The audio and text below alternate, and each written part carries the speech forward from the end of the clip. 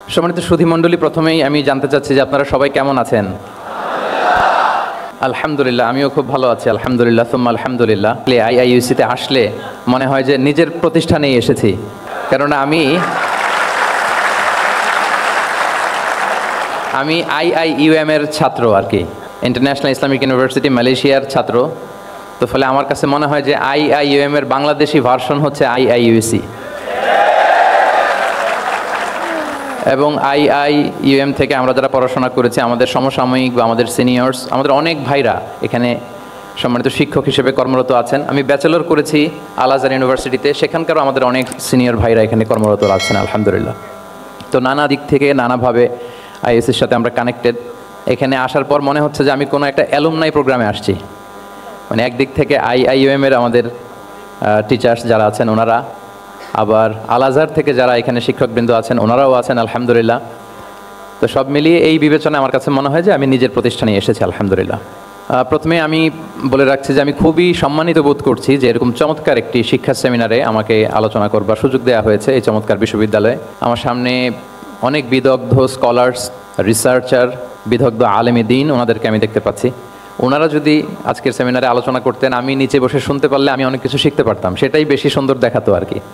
কিন্তু সম্মানিত উস্তাজদের নির্দেশক্রমে, অনুমতিক্রমে আমি আজকের এই সেমিনারের টপিকের উপর কিছু কথা উপস্থাপন করবার চেষ্টা করব ইনশাআল্লাহ বিইذনিল্লাহ। সম্মানিত শুধু আপনারা টপিকটা নিশ্চয়ই স্টেজের ব্যাকড্রপে দেখতে পাচ্ছেন যে সেখানে খুব বড় ফন্টে লেখা আছে discourse on prophetic teaching methodology, অর্থাৎ আল্লাহ রাসূল সাল্লাল্লাহু আলাইহি ওয়া আলিহি ওয়াসাল্লামের শিক্ষা পদ্ধতি বা পাঠদান পদ্ধতি কেমন ছিল, তিনি কিভাবে শিখাতেন। আমরা জানি যে আল্লাহ রাসূল সাল্লাল্লাহু আলাইহি ওয়াসাল্লাম একজন শিক্ষক ছিলেন, অসাধারণ অনন্য একজন মার্ভেলাস শিক্ষক ছিলেন।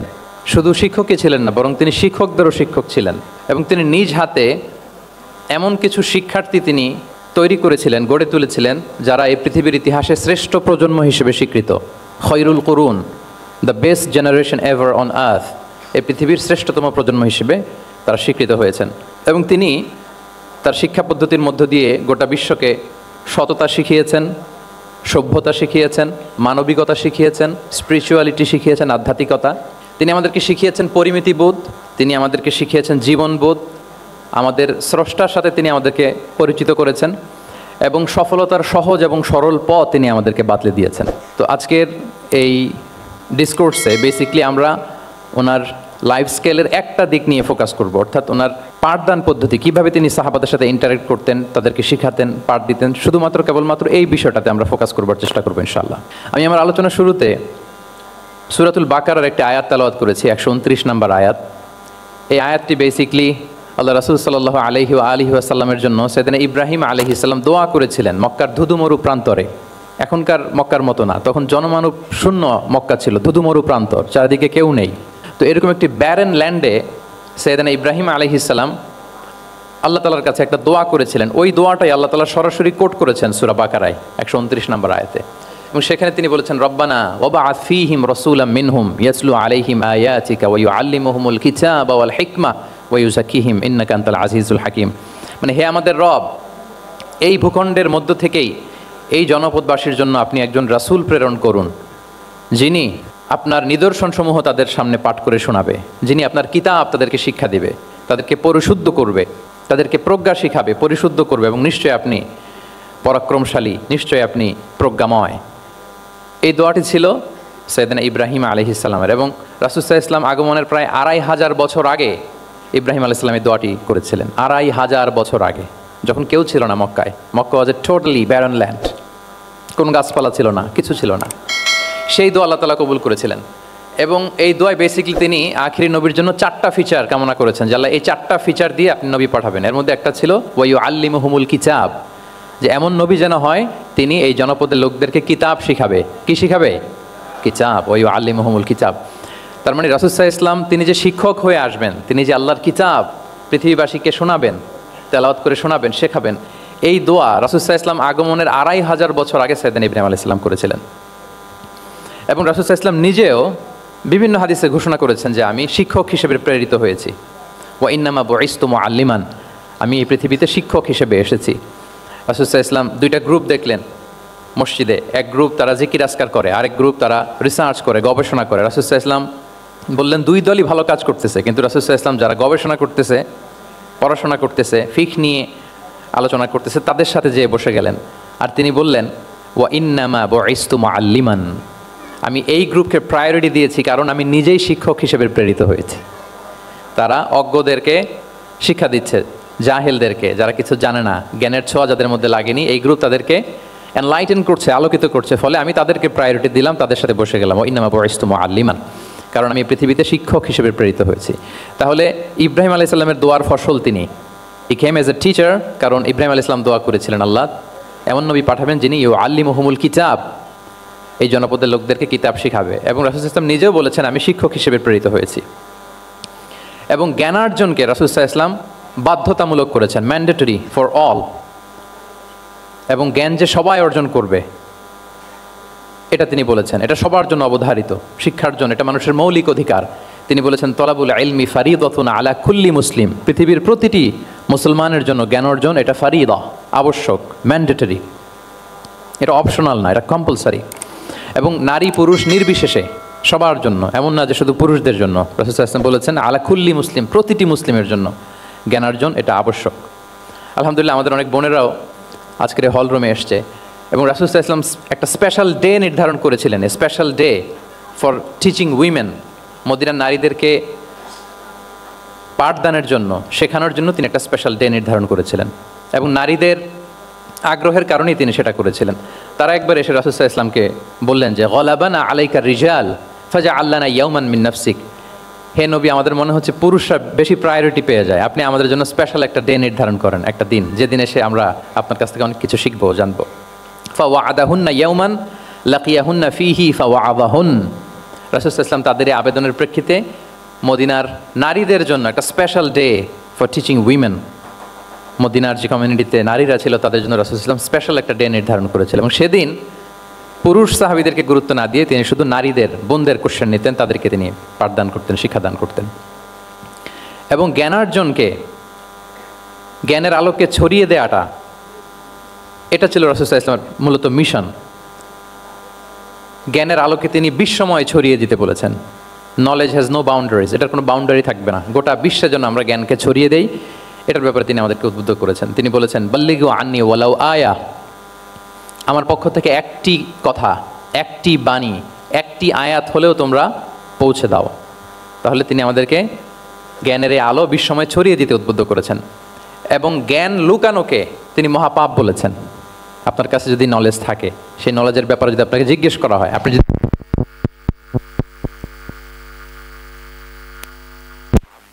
আলাইহি ওয়া আলিহি ওয়াসাল্লাম জ্ঞান লুকানোকে মহাপাপ বলেছেন। তিনি বলেছেন মান সুইলা আন ইলমিন ফাকাতামাহু আলজামাহুল্লাহু ইয়াউমাল কিয়ামাতি বিলিজামিন মিনান নার, কাউকে কোনো বিষয়ে জ্ঞানের ব্যাপারে জিজ্ঞেস করা হলো আর সে যদি সেটাকে গোপন করে, কিয়ামতের দিন তাকে আগুনের লাগাম দিয়ে বাঁধা হবে, ওয়াল ইয়াদু বিল্লাহ। তাহলে জ্ঞানকে ছড়িয়ে দিতে বলেছেন তিনি বিশ্বময়, জ্ঞানকে গোপন করতে তিনি বারণ করেছেন, নিষেধ করেছেন। আমরা যদি দেখি যে আল্লাহ রাসূল সাল্লাল্লাহু আলাইহি ওয়া আলিহি ওয়াসাল্লাম মক্কাতে যখন তিনি ইসলাম প্রচার শুরু করলেন, কোরআনের তালিম যখন তিনি মক্কাতে দিতে শুরু করলেন, তিনি এটাকে প্রাতিষ্ঠানিকভাবেই বেসিকলি শুরু করেছেন।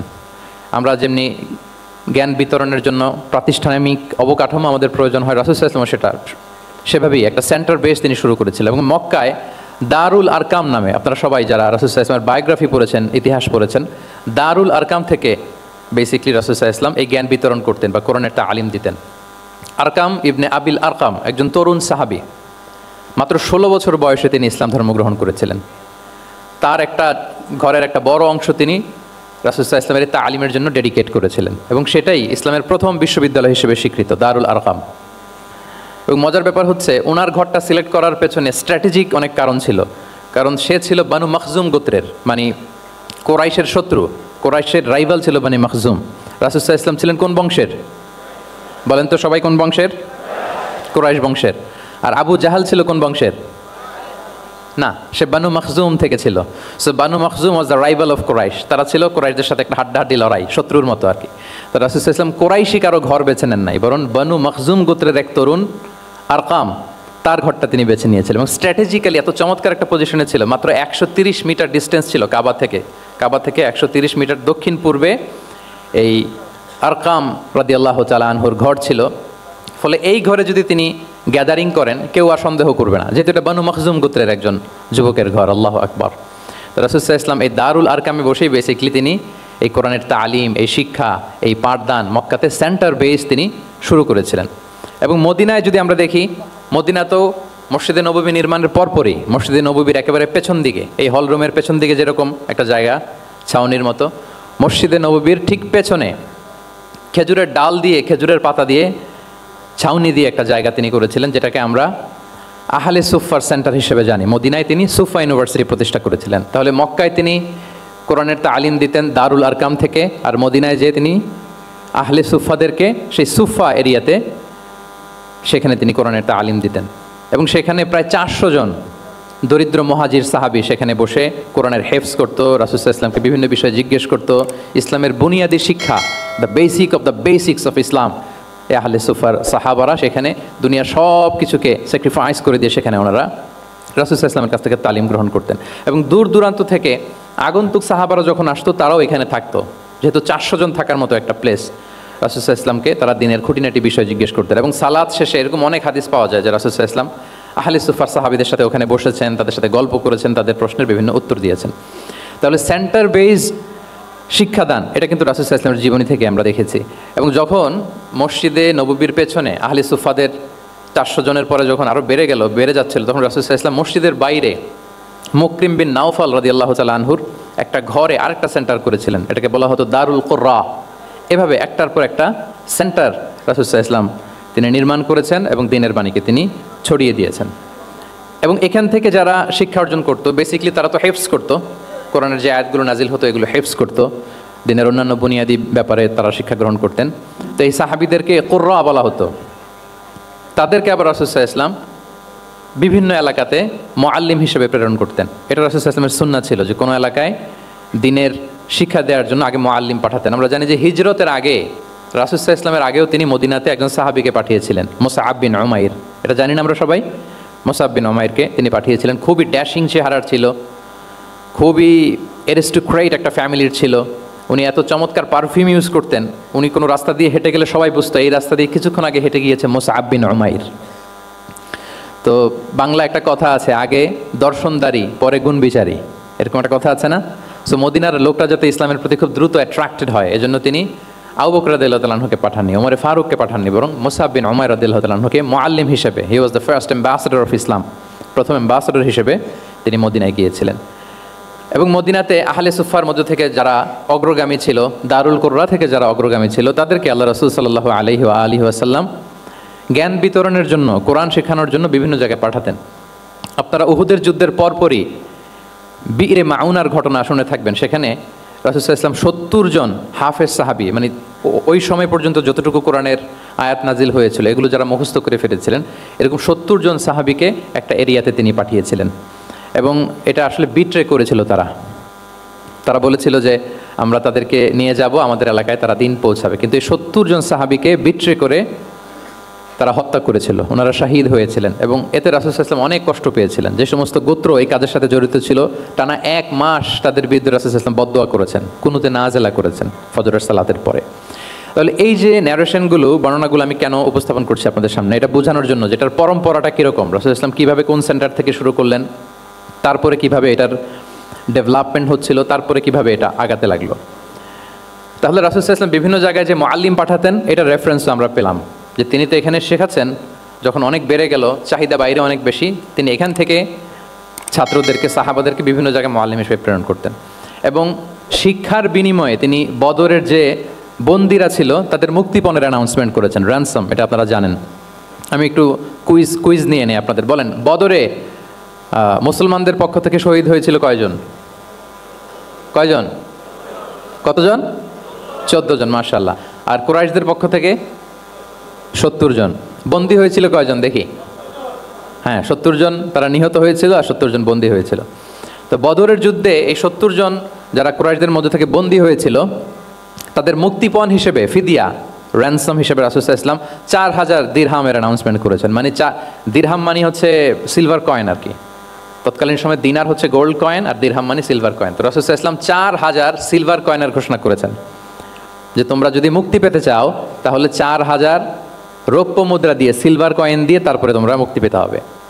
তখন তিনি অ্যানাউন্স করলেন যে কারো যদি এই সামর্থ্য না থাকে যে 4000 স্বর্ণ মুদ্রা দিয়ে তোমরা র্যানসম আদায় করতে পারবে না, তাহলে এই লোকদের মধ্য থেকে যারা লিখতে পড়তে জানে তারা যদি মদিনার 10 জন শিশুকে লেখাপড়া শিখিয়ে দেয় তাহলে এটা তাদের মুক্তিপণ হয়ে যাবে। আল্লাহু আকবার। তাহলে শিক্ষাটাকে রাসূল সাল্লাল্লাহু আলাইহি ওয়াসাল্লাম কীভাবে দেখতেন, এটাকে কতটা গুরুত্ব দিতেন। তখন কিন্তু মুসলমানদের আর্থিকভাবে খুব কঠিন অবস্থা যাচ্ছিল, তখন এই জাতীয় ফিদিয়াগুলো, র্যানসমগুলো খুব জরুরি ছিল। তারপরে তিনি ঘোষণা করেছেন যাদের সামর্থ্য নাই তারা যদি লিখতে পড়তে জানে, মদিনার 10 জন ছেলে মেয়েকে তারা যদি লেখাপড়া শিখিয়ে দিতে পারে, এইটা তাদের মুক্তিপণ হিসেবে কনসিডার করা হবে। আল্লাহু আকবার। তাহলে সম্মানিত শুধু আমরা সেই ইব্রাহিম আলাইহিস সালাতু ওয়াস সালামের দোয়া থেকে শুরু করে বদরের যুদ্ধ পর্যন্ত চলে আসলাম যে রাসূল সাল্লাল্লাহু আলাইহি ওয়াসাল্লাম শিক্ষাটাকে, এডুকেশনকে এবং শিক্ষার বাণীকে বিশ্বময় ছড়িয়ে দিতে তিনি কীরকম পদক্ষেপ নিয়েছেন, ওভারঅল একটা আমরা আইডিয়া পেয়েছি। এটা ছিল আমার ইন্ট্রোডাক্টরি ডিসকাশন। এখন আমি মূল আলোচনায় চলে যাই যে রাসূল সাল্লাল্লাহু আলাইহি ওয়াসাল্লাম সাহাবাদেরকে যে তিনি শেখাতেন, ওনার পাঠদান পদ্ধতি কেমন ছিল। প্রথম কথা হচ্ছে রাসূল সাল্লাল্লাহু আলাইহি ওয়াসাল্লাম পিতৃ স্নেহে সাহাবাদেরকে শিক্ষা দিতেন, as like a father teaching his child, teaching his son or daughter.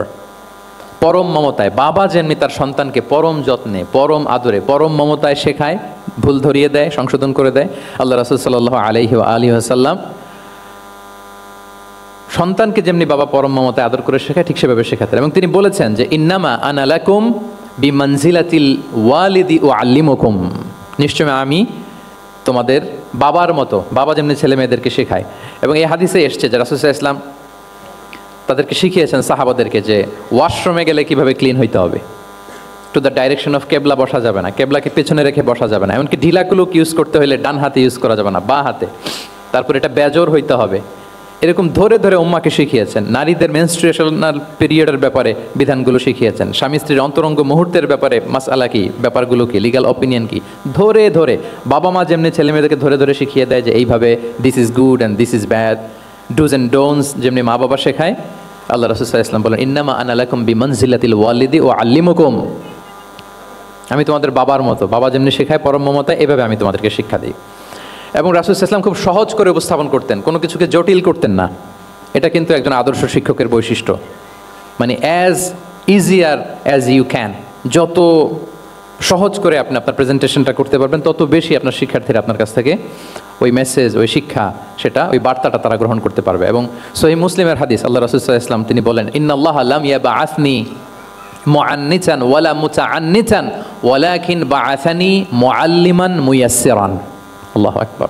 আল্লাহ তাআলা আমাকে কঠোরতা আরোপকারী, জটিলকারী করে প্রেরণ করেননি, বরং সহজভাবে, সহজ পন্থায় শিক্ষাদানকারী শিক্ষক হিসেবে প্রেরণ করেছেন। লিটারেলি তিনি মুয়াসসিরান শব্দটা ব্যবহার করেছেন। যেহেতু এখানে ইসলামিক স্টাডিজ, কোরআন, হাদিস যে ডিপার্টমেন্টের শিক্ষার্থী বন্ধুরা আপনারা যারা আছেন, আপনারা শব্দের অর্থটা লিটারেলি বুঝতে পারতেছেন যে তিনি বলেছেন মুআল্লিমান মুয়াসসিরান, আমি সহজপন্থী শিক্ষক হিসেবে প্রেরিত হয়েছি। কোনো জিনিসকে কঠোরতা আরোপ করার জন্য, কঠিন করে প্রেজেন্ট করার জন্য আল্লাহ আমাকে পাঠাননি। রাসূল সাল্লাল্লাহু আলাইহি ওয়াসাল্লাম he used to make things easy, খুব সহজ করে উপস্থাপন করতেন। এবং রাসূল সাল্লাল্লাহু আলাইহি ওয়াসাল্লামের শিক্ষাদান পদ্ধতি ছিল অপটিমিস্টিক, আশাব্যঞ্জক, আশাবাদী। অর্থাৎ তিনি যখন কিছু বলতেন, শেখাতেন, মানুষ আশাবাদী হয়ে উঠতো, কনফিডেন্ট পেত, ভয় পেত না। আমরা অনেক সময় মানুষকে খুব ভয় দেখাই। রাসূল সাল্লাল্লাহু আলাইহি ওয়াসাল্লাম কাউকে যখন কোনো দায়িত্ব দিয়ে কোথাও প্রেরণ করতেন, ওনার বিখ্যাত হাদিস তিনি বলতেন ইয়াসসিরু ওয়ালা তুআসসিরু বাশশিরু ওয়ালা তুনাফিরু, সহজ করো, কঠিন করো না, সুসংবাদ দাও, দিন থেকে মানুষকে ভাগিয়ে দিও না। মানে আমাদের প্রেজেন্টেশন যেন এমন না হয় যে আমাদের কথা শুনে মানুষ ভাগে, কাছে কাছে আসে না, বরং এমনভাবে প্রেজেন্টেশন করো যাতে মানুষ কাছে আসে, কমফোর্ট ফিল করে, ওইটাকে রিসিভ করে এবং জীবনের সাথে সে অ্যাডজাস্ট করতে পারে।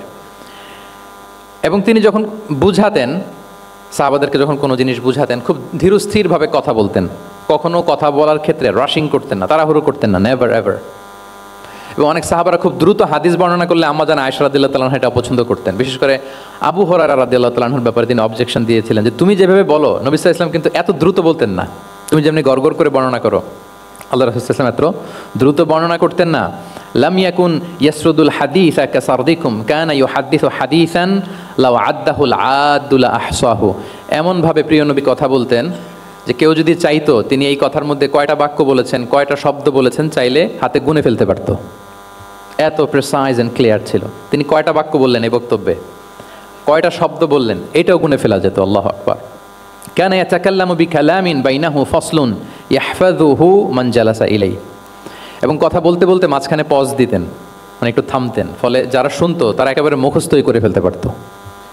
আল্লাহু আকবার। এটা কিন্তু একজন আদর্শ শিক্ষকের বৈশিষ্ট্য, যে যখন আমরা ক্লাস নিব, যখন আমরা বোঝাবো, খুব ধীরস্থিরভাবে আমি কথা বলবো, মাঝে মাঝে পজ দিব। রাসূল ইসলাম পজ দিতেন, থামতেন, যাতে ছাত্ররা নিতে পারে। সব শিক্ষার্থীদের এক ধরনের ক্যাপাসিটি না, ক্যাপাসিটি ইস্যু নিয়ে আমি সামনে কথা বলতেছি ইনশাআল্লাহ। তো তাহলে এইভাবে তিনি বেসিকলি তালিম দিতেন বা প্রেজেন্ট করতেন। আচ্ছা, শিক্ষা দেওয়ার ক্ষেত্রে দুইটা ধরন ছিল রাসূল সাল্লাল্লাহু আলাইহি ওয়াসাল্লামের। কখনো হয়তো ওয়ান অন ওয়ান মিটিং, একজন সাহাবীকে টার্গেট করে তাকে কিছু শেখাচ্ছেন, জানাচ্ছেন বা বলছেন। আবার কখনো একজন না, একাধিক সাহাবী বা অনেক সাহাবীদেরকে, অনেক মানুষকে তিনি অ্যাড্রেস করছেন। তাহলে এই দুইভাবে তিনি অ্যাড্রেস করতেন। এক নাম্বার হচ্ছে প্রাইভেট লার্নিং সেশন, আর একটা হচ্ছে পাবলিক লার্নিং সেশন। দুইটাই রাসূল সাল্লাল্লাহু আলাইহি ওয়াসাল্লামের সিরা যদি আপনি স্ক্যানিং করেন আপনি পাবেন। প্রাইভেটলি এরকম অনেক হাদিস পাওয়া যায়, যে হাদিসগুলোতে দেখা যায় যে রাসূল সাল্লাল্লাহু আলাইহি ওয়াসাল্লাম ওয়ান অন ওয়ান মিটিং করেছেন, শুধু একজনকে কিছু শেখাচ্ছে। এটা স্পেশালি হতো যখন তিনি কারোর সাথে রাইড শেয়ার করতেন। রাইট অর্থাৎ তিনি উঠেছিলেন, ওটের পেছনে আরেকজন সাহাবী বসা, তিনি গাধার উপরে বসা, পেছনে আরেক সাহাবী বসা, তিনি খচ্চরের উপর বসা, আরেক সাহাবী বসা। যখন তিনি রাইড শেয়ার করতেন, এরকম ভুরি ভুরি হাদিস আপনারা পাবেন, যে মুআয ইবনে জাবাল বলতেছে যে কুনতু রদিফা রাসূলিল্লাহ, কুনতু খালফা রাসূলিল্লাহ। আমরা একবার আল্লাহ রাসূল সাল্লাল্লাহু আলাইহি ওয়াসাল্লামের সাথে আমি একবার ওটের পেছনে বসা ছিলাম। আব্দুল ইবনে আব্বাস বলতেছেন আমি ওটের পেছনে বসা ছিলাম। ফদল ইবনে আব্বাস বলতেছেন আমি একবার একটা খচ্চরের পেছনে বসা ছিলাম। when he was sharing his riding যখন শেয়ার করতেন, ওই মুহূর্তগুলোতে এমন চমৎকার চমৎকার কিছু বার্তা রাসূল সাল্লাল্লাহু আলাইহি ওয়াসাল্লাম ওই সাহাবীদেরকে দিয়েছেন, যেগুলো আমরা হাদিস গ্রন্থগুলোতে পড়ে অবাক হয়ে যাই। তাহলে এক নাম্বার হচ্ছে private learning session, one on one meeting, যেটা one to one conversation, very interactive. এটা অন্য কেউ নাই, একজন সাহাবীকে কিছু বলছেন, একজনের সাথে বসা। আচ্ছা, এরকম একটা ছোট্ট হাদিস যদি শেয়ার করি, আব্দুল্লাহ ইবনে আব্বাস রাদিয়াল্লাহু তাআলা আনহু বলেন কুনতু খালফা রাসূলিল্লাহি সাল্লাল্লাহু আলাইহি ওয়াসাল্লাম ইয়াওমান। একদিন আমি, এই যে দেখেন বর্ণনা ভঙ্গি কেমন, একদিন আমি রাসূল সাল্লাল্লাহু আলাইহি ওয়াসাল্লামের পেছনে বসা, মানে কোন একটা ওটের উপর বা গাধার উপরে বসা। ফাকালা, তিনি বললেন ইয়া গোলাম, হে কিশোর। রাসূল সাল্লাল্লাহু আলাইহি ওয়াসাল্লামের শব্দ চয়নগুলো অসাধারণ। আমরা অনেক হাদিস আজকে শেয়ার করার চেষ্টা করব, আপনি বাক্য চয়ন, শব্দ চয়ন শুনলে অবাক হবেন। ইয়া গোলাম, হে কিশোর, ইন্নী উআল্লিমুকা কালিমাতিন, আমি তোমাকে চমৎকার কিছু কথা শিখিয়ে দিচ্ছি, শোনো। তো এই হাদিস উনি বর্ণনা না করলে আমরা জানতে পারতাম না, কারণ ওনারা এক ওটের উপরে বা ঘোড়ার উপরে ছিলেন। পরে যখন আব্দুল্লাহ ইবনে আব্বাস এটা ন্যারেট করলেন তখন আমরা জানতে পেরেছি। তো এটা ছিল প্রাইভেট লার্নিং সেশন, শুধু ওনার সাথে। তোমাকে কিছু কথা শিখিয়ে দেই, ইহফাদিল্লাহ ইয়াহফাযকা, ইহফাদিল্লাহ তাজিদহু তুজাহাক। এটা অনেকের মুখস্থ আছে না, বিখ্যাত হাদিস, আল আরবাউন আন-নববিয়ার ভেতরেও আছে। তুমি আল্লাহর বিধানগুলোকে সংরক্ষণ করো, রক্ষণাবেক্ষণ করো, টেক কেয়ার করো, আল্লাহ তোমার টেক কেয়ার করবেন। তুমি আল্লাহর বিধান টেক কেয়ার করো, আল্লাহ তোমার পাশে থাকবেন। ইদা সাআলতা ফাসআলিল্লাহ, হে আব্দুল্লাহ, যখন চাইবে আল্লাহর কাছে চাইবে, যখন ফরিয়াদের হাত তুলবে কেবলমাত্র আল্লাহর কাছেই তুলবে। ওয়া ইদা ইসতাআনতা ফাসতাঈন বিল্লাহ, যখন সাহায্য চাইবে কেবল আল্লাহর কাছেই সাহায্য চেও। ওয়া আলাম আন্নাল উম্মাতা লাউ ইজতামাআত আলা আন ইয়ানফাউকা বিশাইইন লাম ইয়ানফাউকা ইল্লা বিশাইইন কদ কাতাবাহুল্লাহু লাক। গোটা বিশ্বের সবাই মিলে যদি তোমার কোনো উপকার করতে চায়, তাহলে ততটুকুই করতে পারবে যতটুকু আল্লাহ তোমার ভাগ্যে রেখেছে। আল্লাহ যতটুকু উপকার তোমার ভাগ্যে রেখেছে অতটুকুই হবে। ওয়া ইন ইজতামাউ আলা আন ইয়াদুররুকা বিশাইইন লাম ইয়াদুররুকা ইল্লা বিশাইইন কদ কাতাবাহুল্লাহু আলাইক। গোটা বিশ্বের সবাই মিলে যদি তোমার ক্ষতি করতে চায়, ঠিক ততটুকুই করতে পারবে যতটুকু তোমার নসিবে আছে। এর চেয়ে 1 ইঞ্চিও বেশি ক্ষতি করতে পারবে না। রুফিআতিল আকলামু ওয়া জাফফাতিস সুহুফ, কলম উঠিয়ে নেওয়া হয়েছে আর যা লেখা হয়েছিল সব শুকিয়ে গিয়েছে। কারণ প্রথম আল্লাহ সৃষ্টি করেছেন কি? কলম। কলমকে আল্লাহ বলেছেন লিখো। আল্লাহ কি লিখবো? উক্তুব মাকাদির আল খালক, মহাবিশ্বে যারা আসবে সবার কি হবে না হবে সব লিখো। তো লিখে ফেলছে, এখন যা হবার তাই হবে। তাহলে দেখেন, আকীদা সংক্রান্ত, ইসলামের বুনিয়াদী বিশ্বাস সংক্রান্ত চমৎকার কিছু লার্নিং, কিছু লেসন আল্লাহ রাসূল সাল্লাল্লাহু আলাইহি ওয়াসাল্লাম আব্দুল্লাহ ইবনে আব্বাসকে দিয়েছেন। এবং এটা ছিল one on one meeting, private learning session. আর কেউ ছিল না তখন। আব্দুল্লাহ ইবনে আব্বাস এটা শুনেছেন এবং আমাদের কাছে বর্ণনা করেছেন। আচ্ছা, এটা গেল একটা। আরেকটা কি বলেছিলাম? একটা তো প্রাইভেট লার্নিং সেশন, আরেকটা পাবলিক। বলেন আমার সাথে, মেক এ নয়েজ। আরেকটা কি? Public learning session. ওইটা একা একা না, হয়তো অনেক সাহাবী একসাথে আছে, তাদেরকে কিছু বলছেন বা শেখাচ্ছেন, অথবা হিউজ কংগ্রিগেশন, অনেক বড় গ্যাদারিং। লেটসে মসজিদে নববীতে তিনি যে খুতবাগুলো দিয়েছেন, প্রায় 10 বছর তো তিনি খতিব ছিলেন, এই যতগুলো খুতবা দিয়েছেন এটা অফকোর্স কি পাবলিক লার্নিং সেশন। বিভিন্ন প্রেক্ষাপটে জনপরিসরে দেয়া রাসূল সাল্লাল্লাহু আলাইহি ওয়াসাল্লামের যে শিক্ষামূলক বক্তব্যগুলো, এগুলো পাবলিক লার্নিং সেশন। বিদায় হজের ভাষণ বিশাল এক কংগ্রেগেশনের সামনে তিনি অ্যাড্রেস করেছিলেন, ওইটা কি ছিল? Public learning session. তাহলে সেখানের পদ্ধতিটা বেসিকলি দুই ধরনের, একটা ছিল, বলেন আমার সাথে, একটা ছিল প্রাইভেট লার্নিং সেশন আর একটা পাবলিক লার্নিং সেশন। আচ্ছা, এই তো, লেটস মুভ অন। এবার আমরা চলে যাব যে তিনি যেসব শিখন পদ্ধতি অবলম্বন করতেন, শেখানোর ক্ষেত্রে কি কি মিনস, কি কি ওয়ে তিনি অবলম্বন করতেন, সেগুলো আমরা শেয়ার করি। অনেকগুলো মিনস তিনি ইউজ করতেন, অনেকভাবে তিনি পাঠদান করতেন, সাহাবাদেরকে শিক্ষা দিতেন। এর মধ্যে অন্যতম একটা মাধ্যম হচ্ছে তিনি সাহাবাদেরকে কোশ্চেন করতেন, কোশ্চেন করে সঠিক উত্তর পেলে তিনি উৎসাহ দিতেন খুব। মনে রাখতে হবে রাসূল সাল্লাল্লাহু আলাইহি ওয়াসাল্লামের শিক্ষাটা বেসিকলি ছিল Q&A বেসড। সামনে আমরা ইন ডেপথ যখন আমরা ঢুকবো, basically oral based, oral session ছিল, মুখে মুখে। কারণ আমাদের মতো তো এত কাগজ কলম ছিল না, এখন যেমনি আপনাদেরকে হোমওয়ার্ক দেয়, অ্যাসাইনমেন্ট দেয়, এগুলো ছিল না কি তখন? রাসূল সাল্লাল্লাহু আলাইহি ওয়াসাল্লামের সময় অ্যাসাইনমেন্ট দেওয়ার রীতি ছিল, বলেন? আপনাদের অ্যাসাইনমেন্ট দেয় স্যাররা? হ্যাঁ, সবাইকে দেয়? ভাল লাগে অ্যাসাইনমেন্ট করতে?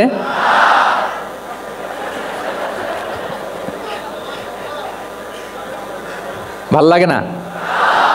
আচ্ছা, ভাল লাগে কার কার দেখি, হাত তোলেন। সর্বনাশ,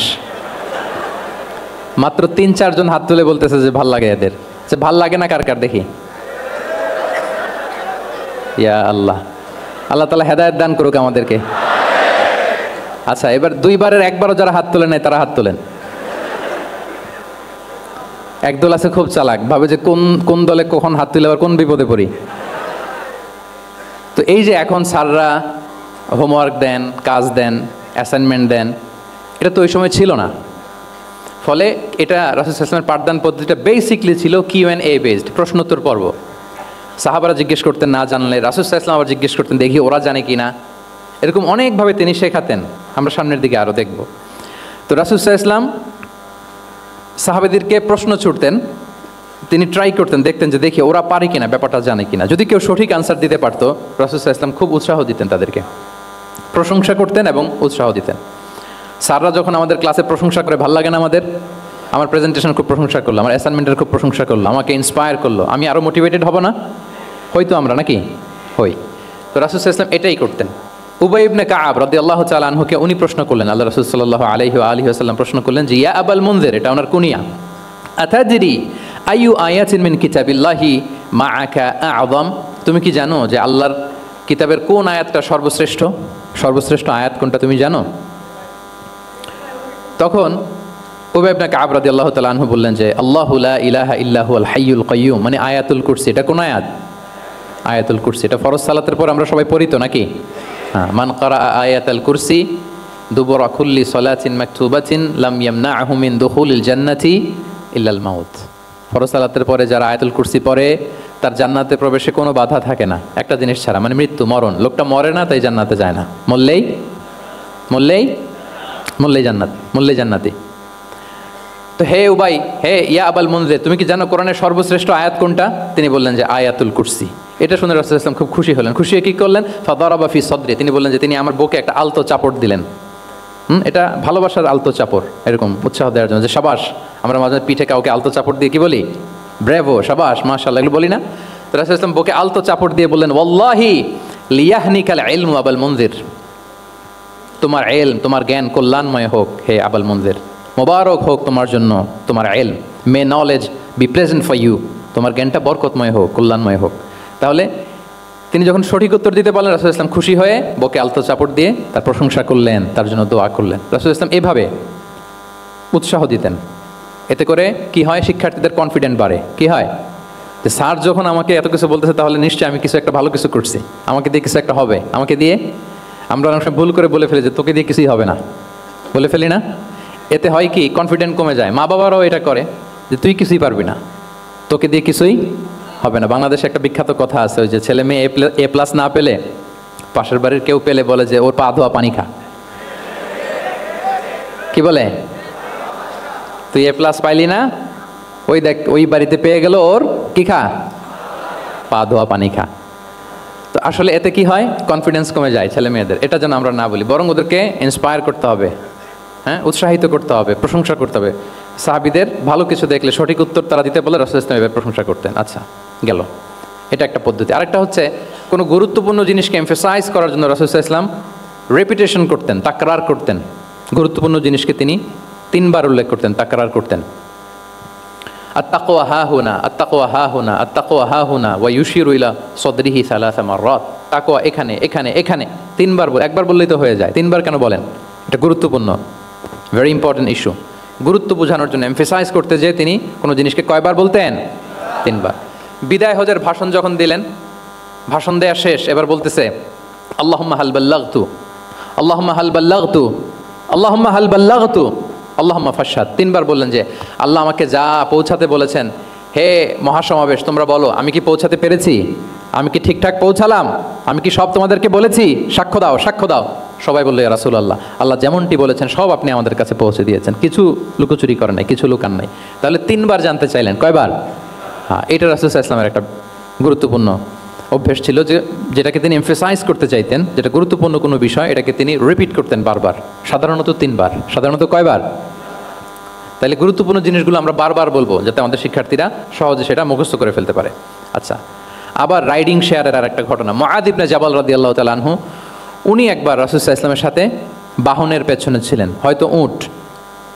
কুনতু রিদফান নবী, মুআয ইবনে জাবাল বলেন আমি রাসূল সাল্লাল্লাহু আলাইহি ওয়াসাল্লামের পেছনে একবার বসা ছিলাম, তো তখন হঠাৎ করে রাসূল সাল্লাল্লাহু আলাইহি ওয়াসাল্লাম আমাকে ডাক দিলেন। রাসূল সাল্লাল্লাহু আলাইহি ওয়াসাল্লাম সামনে, মুআয ইবনে জাবাল পেছনে। হঠাৎ ডেকে বললেন ইয়া মুআয ইবনে জাবাল, হে মুআয ইবনে জাবাল। তো তিনি বললেন খুব বিনয়ের সাথে, কুলতু লাব্বাইকা রাসূলুল্লাহি ওয়া সাআদাইক, মানে হে আল্লাহ রাসূল আমি হাজির, আমি প্রস্তুত।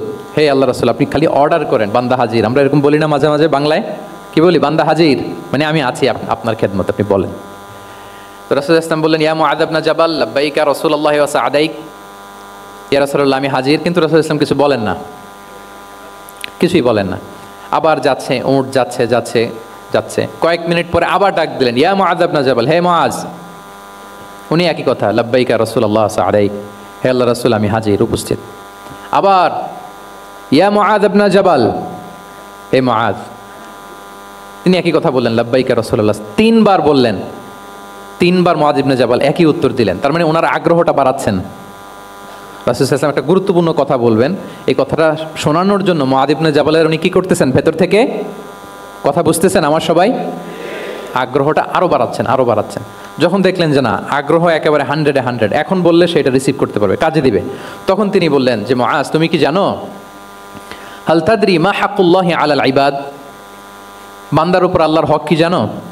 তিনি বললেন আল্লাহু ওয়া রাসূলুহু আ'লাম, আল্লাহ আল্লাহ রাসূল ভালো জানে। সাহাবাদের একটা বৈশিষ্ট্য ছিল, they are very down to earth, মানে আউট অফ হাম্বলনেস তারা বলতেন আল্লাহ আল্লাহ রাসূল ভালো জানে।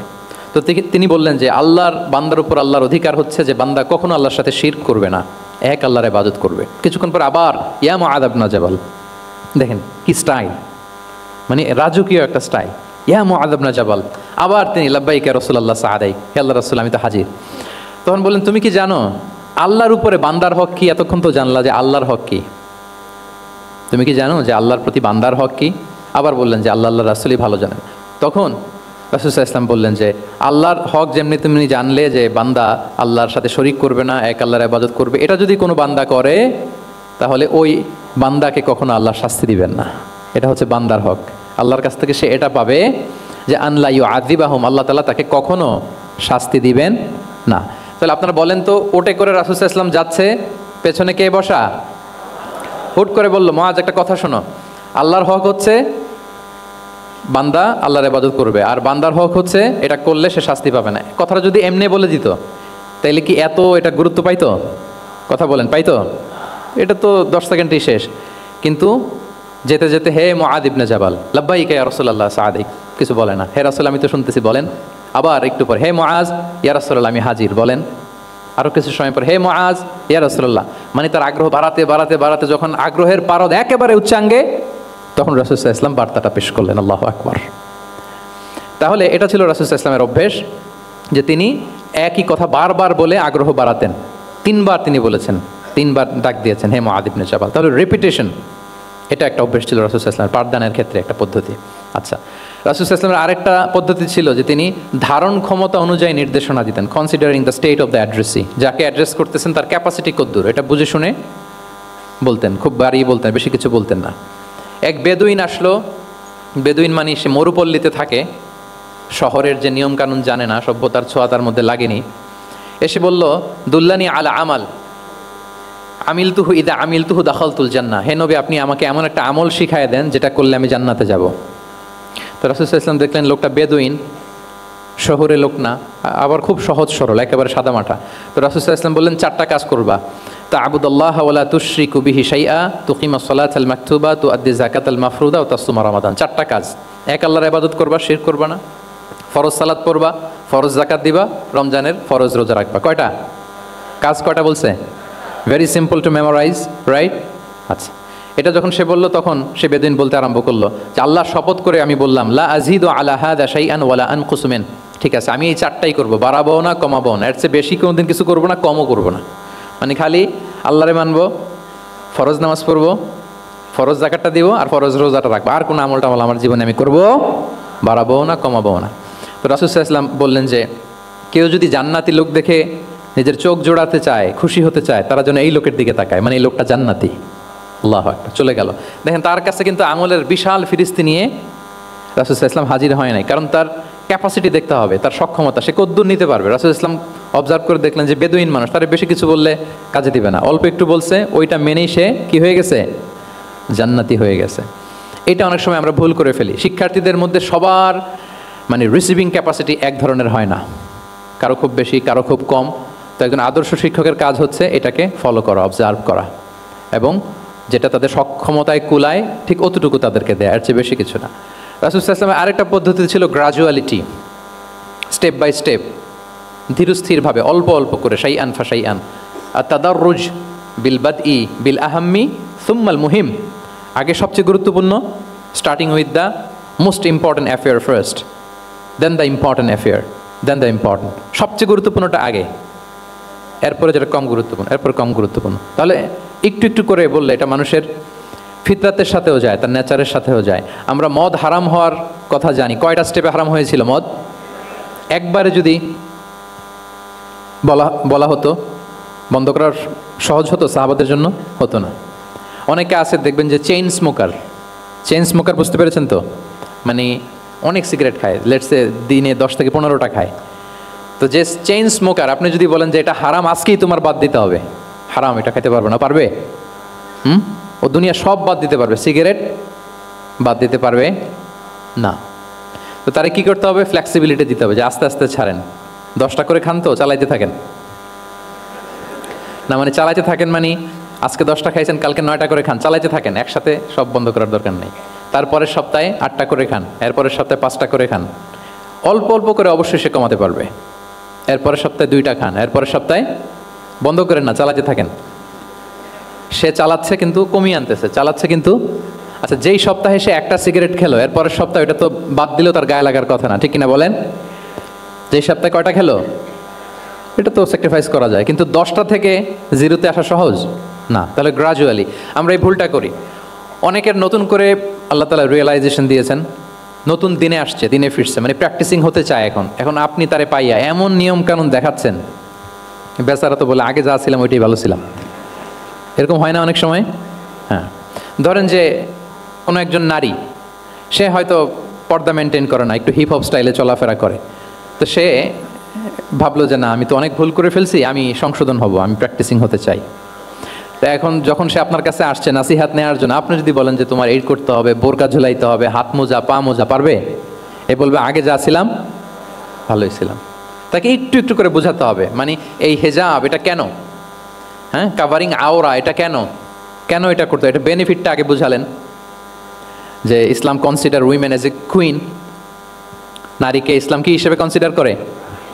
রানী হিসেবে। তো রানীর তো একটা ড্রেস কোড থাকবে, স্পেশাল পোশাক থাকবে, এগুলো বুঝাবেন। সে যাতে একটু নিজেকে গুছিয়ে চলে, শুরুর দিকে আপনি এই বার্তা দিতে পারেন যে একটু গুছিয়ে চলতে হবে। এরপর একটু শালীন পোশাকে যেন সে অভ্যস্ত হয়, এটা বললেন। সে যখন শালীন পোশাকে অভ্যস্ত, তারপরে হেজাবের ফজিলত বললেন, সে যেন হেজাব পরে। যখন সে হেজাব পরে, এরপরে তাকে নেকাবের কথা বললেন। এইভাবে আস্তে আস্তে তাকে বোঝাতে হবে। কিন্তু একবারে যদি সব চাপিয়ে দেন, বলেন তো আওয়াজ করে সে কি ওটা রিসিভ করতে পারবে? কারণ এই যে গ্রাজুয়ালিটি আর তাদাররুজ, এই সিস্টেমটা আপনি ভায়োলেট করেছেন, এটা করেন নাই। মুআয ইবনে জাবাল রাদিয়াল্লাহু তাআলা আনহুকে আল্লাহ রাসূল সাল্লাল্লাহু আলাইহি ওয়াসাল্লাম তিনি ইয়ামানের গভর্নর করে পাঠিয়েছেন, ইয়ামানের গভর্নর। তো পাঠানোর আগে he was explaining a teaching guideline to his fellow সাহাবা। ওনাকে শিখাইতেছেন তুমি যে যাবা মুআল্লিম হিসেবে, গভর্নর হিসেবে, কিভাবে দাওয়াতটা দিবে আগে শোনো। তিনি মুআয ইবনে জাবালকে বললেন, ইন্নাকা তা'তি কওমান মিন আহলিল কিতাব, হে মুআয জেনে রাখো এমন একটা এলাকায় তোমাকে পাঠাচ্ছি তারা কিন্তু আহলে কিতাব, মানে তারা হচ্ছে জুইশ অ্যান্ড খ্রিস্টান কমিউনিটি, দে আর নট মুসলিম, তারা কিন্তু ইহুদি খ্রিস্টান ওখানে। সো তুমি কিভাবে দাওয়াত দিবা? ফাদউহুম ইলা শাহাদাতি আন লা ইলাহা ইল্লাল্লাহ আন্না মুহাম্মাদুর রাসূলুল্লাহ। প্রথমে তাওহীদের দাওয়াত দিবা। আওয়াজ করে বলেন, প্রথমে দাওয়াত হবে কিসের? তাওহীদের। ফা ইনহুম আতাউ লিযালিক, বাক্যটা খেয়াল করেন, যখন তারা এটা মেনে নিবে, এটাতে অভ্যস্ত, তারপর তুমি দাওয়াত দিবা যে আল্লাহ প্রতিদিন 5 ওয়াক্ত সালাত ফরজ করেছেন। কয় ওয়াক্ত? 5 ওয়াক্ত সালাত। আচ্ছা, ফা ইনহুম আতাউ লিযালিক, যখন তারা 5 ওয়াক্তে সালাতেও অভ্যস্ত হবে তখন বলবা যে আল্লাহ তাআলা ধনীদের উপর যাকাত ফরজ করেছেন। ফা ইনহুম আতাউ লিযালিক, যখন ওইটা মানবে এরপরে বলবা রমজানের রোজা ফরজ করেছেন। সুবহানাল্লাহ, সুবহানাল্লাহ, আল্লাহু আকবার। তাহলে ধাপে ধাপে দেখেন এই যে টিচিং গাইডলাইন তিনি দিচ্ছেন ওনার ফেলো সাহাবাকে, ফেলো কম্প্যানিয়নকে, যে তুমি ইয়ামানে যে একবারে সব বিধান তুমি যা জানো মনে করো না যে সবাই ওইটা মানবে।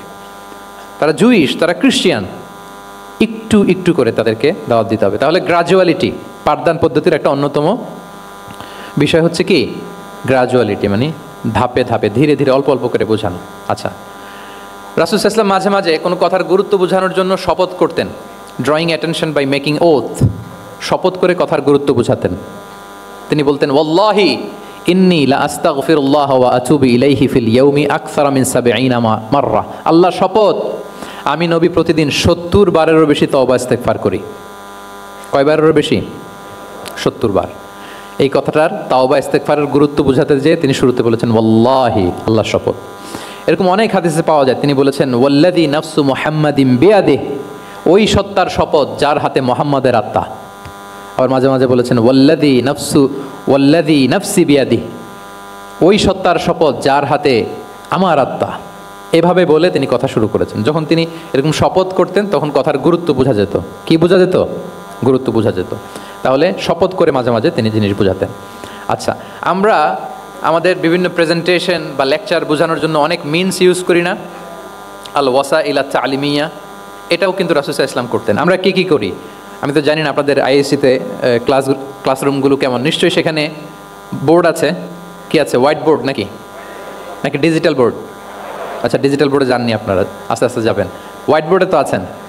হোয়াইট বোর্ডে কী দিয়ে লেখা হয়? মার্কা। আচ্ছা, প্রেজেন্টেশন স্লাইড মাঝে মাঝে ইউজ করেন না? বা টিচার করে কি না? তো সেটা কীভাবে করে? মাইক্রো প্রজেক্টর দিয়ে করে। এগুলো হচ্ছে আল ওয়াসাইল আত তালিমিয়া। তো রাসূল সাল্লাল্লাহু আলাইহি ওয়াসাল্লামের সময় তো এই স্লাইডও ছিল না, ডিজিটাল বোর্ডও ছিল না, হোয়াইট বোর্ডও ছিল না, হ্যাঁ, মার্কার ছিল না, ওইরকম কিছু ছিল না। তো উনি কি ইউজ করতেন? উনিও চমৎকার চমৎকার কিছু মাধ্যম ইউজ করতেন, আপনারা শুনলে অবাক হবেন। আপনাদের মনোযোগ আছে তো সবার, না? আচ্ছা, আমরা দেখি যে উনি কি কি ইউজ করতেন। উনি অনেক ধরনের ভিজুয়াল ডেমনস্ট্রেশন করতেন। ভিজুয়াল ডেমনস্ট্রেশন মানে যেটা আপনি চোখ দিয়ে দেখে শিখে ফেলবেন, বুঝে যাবেন। হ্যাঁ, visual demonstration. Physical gesture use করে এটা করতেন। ফিজিক্যাল জেস্চার, অঙ্গভঙ্গি, বাংলা কি বলে? অঙ্গভঙ্গি। রাসূল সাল্লাল্লাহু আলাইহি ওয়াসাল্লাম, এটাতে তো আর কিছু আধুনিক বিজ্ঞান আইটি তো লাগতেছে না, কি বলেন? আমার হাত পা দিয়ে আমি একটা কিছু বোঝাচ্ছি। তো রাসূল সাল্লাল্লাহু আলাইহি ওয়াসাল্লাম কিন্তু এটা করতেন। একবার তিনি ইয়াতিমের রক্ষণাবেক্ষণ যারা করে তাদের মর্যাদা কত, ফজিলত কত, এটা বোঝাতে যে একবার তিনি বলতেছেন, আনা ওয়া কাফিলুল ইয়াতিমি ফিল জান্নাতি কাহাতাইন, আমি এবং এতিমের রক্ষণাবেক্ষণকারী জান্নাতে ঠিক এইভাবে থাকবো। এইভাবে থাকবো মানে খুব কাছাকাছি থাকবো। He will be my neighbour, very close neighbour. এবং বোঝাতে যে এই যে উস্তা আর সাব বাবা, দুই আঙ্গুল এভাবে, এই আঙ্গুল থেকে এই আঙ্গুলের দূরত্ব কতটুকু? 1 মাইল নাকি কত? একেবারে কাছে। এই আঙ্গুল থেকে আঙ্গুলের তেমন কোনো দূরত্বই নাই, মানে খুব কাছে। এটা দিয়ে তিনি বুঝালেন আমি এবং এতিমের রক্ষণাবেক্ষণকারী ঠিক এভাবে থাকবো যেভাবে এই দুটো আঙ্গুল কাছাকাছি। আল্লাহু আকবার। তাহলে এই যে ফিজিক্যাল জেস্চার ইউজ করলেন কিনা, অঙ্গভঙ্গি, এটাকে বলে ভিজুয়াল ডেমনস্ট্রেশন। কি বলে? Visual demonstration. এবং রিসার্চাররা বলতেছেন যে approximately 80% of human learning comes through the visual demonstration. মানে আইজ দিয়ে, চোখ দিয়ে আমরা আমাদের শেখার 80% শিখে ফেলি। আমাদের শিখনের অলমোস্ট 80% আমরা দেখে দেখে শিখি। তাহলে রাসূল সাল্লাল্লাহু আলাইহি ওয়াসাল্লাম ভিজুয়াল ডেমনস্ট্রেশন করলেন, আনা ওয়া কাফিলুল ইয়াতীমি ফিল জান্নাতি কাহাতাইন। আচ্ছা, আরও দেখি হাদিসে এরকম আরও পাওয়া যায়। আমরা যে মুমিনরা ভাই ভাই, বিভিন্ন হাদিসে বিভিন্ন টেক্সটে রাসূল সাল্লাল্লাহু আলাইহি ওয়াসাল্লাম বলেছেন। এটা ইসলামের একটা খুব মৌলিক কথা, আমরা সবাই জানি না? আমরা সবাই কি এই অডিটোরিয়ামে আমরা যারা বসে আমরা সবাই কি আল মুমিনু আখুল মুসলিম, একে অপরের ভাই। আমাদের মধ্যে আবার আরেকটা সমস্যা আছে, আমরা দেখা যায় যে প্রত্যেকে যেই দল করে ওই দলের এরা ভাই ভাই আর কি, এরকম। এই হাদিসের একটা নিজস্ব অর্থ বলয় আমরা করে নিয়েছি যে ভাই ভাই ঠিক আছে, বাট আমি এই দলের, আমরা ভাই ভাই। আচ্ছা, ওরা ওই দল, তো ওরা কি নিজেরা নিজেরা আসলে কি এই ভাই ভাই নাকি? না, যারাই কালেমা শাহাদাতে বিশ্বাসী, যারা আমাদের কেবলাকে কেবলা মানে, যারা ঈমান এনেছে, তারা সবাই আমরা কি ভাই ভাই। এই যে আমাদের ভ্রাতৃত্বের বন্ধনটা যে খুব অটুট এবং মজবুত সুদৃঢ়, এটা বোঝানোর জন্য রাসূল ইসলাম একবার বললেন, আল মুমিনু লিল মুমিনি কাল বুনিয়ান। মুমিন যে ভাই ভাই, এই ভ্রাতৃত্বের বন্ধন হচ্ছে সুদৃঢ় প্রাচীরের মতো। ইয়াশুদ্দু বা'দুহু বা'দা, one side strengthening the other. একটা বড় প্রাচীর, যেমন এই বিল্ডিংটা যেমনি এই পাশ ওই পাশটাকে মজবুত করে ধরে রেখেছে, ওই পাশ যেমনি এটাকে মজবুত করে ধরে ঠায় দাঁড়িয়ে আছে বছরের পর বছর, যুগের পর যুগ। রাসূল সাল্লাল্লাহু আলাইহি ওয়াসাল্লাম বললেন, মুমিন যে ভাই ভাই, তাদের সম্পর্কটা এরকম সুদৃঢ়। কতটা সুদৃঢ় এটা বলতে যে ওয়াশাব্বাকা বাইনা আসওয়াবিহি, তিনি হাতের এই 5 আঙ্গুল, এই 5 আঙ্গুলের ভেতরে ঢুকাই দিলেন। এরকম ধরেন তো একটু সবাই।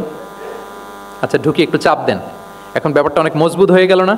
হ্যাঁ, কেউ চাইলে কি সহজে ছোটাতে পারবে? না। তাহলে এই যে আরেকটা ভিজুয়াল ডেমনস্ট্রেশন পেয়েছেন?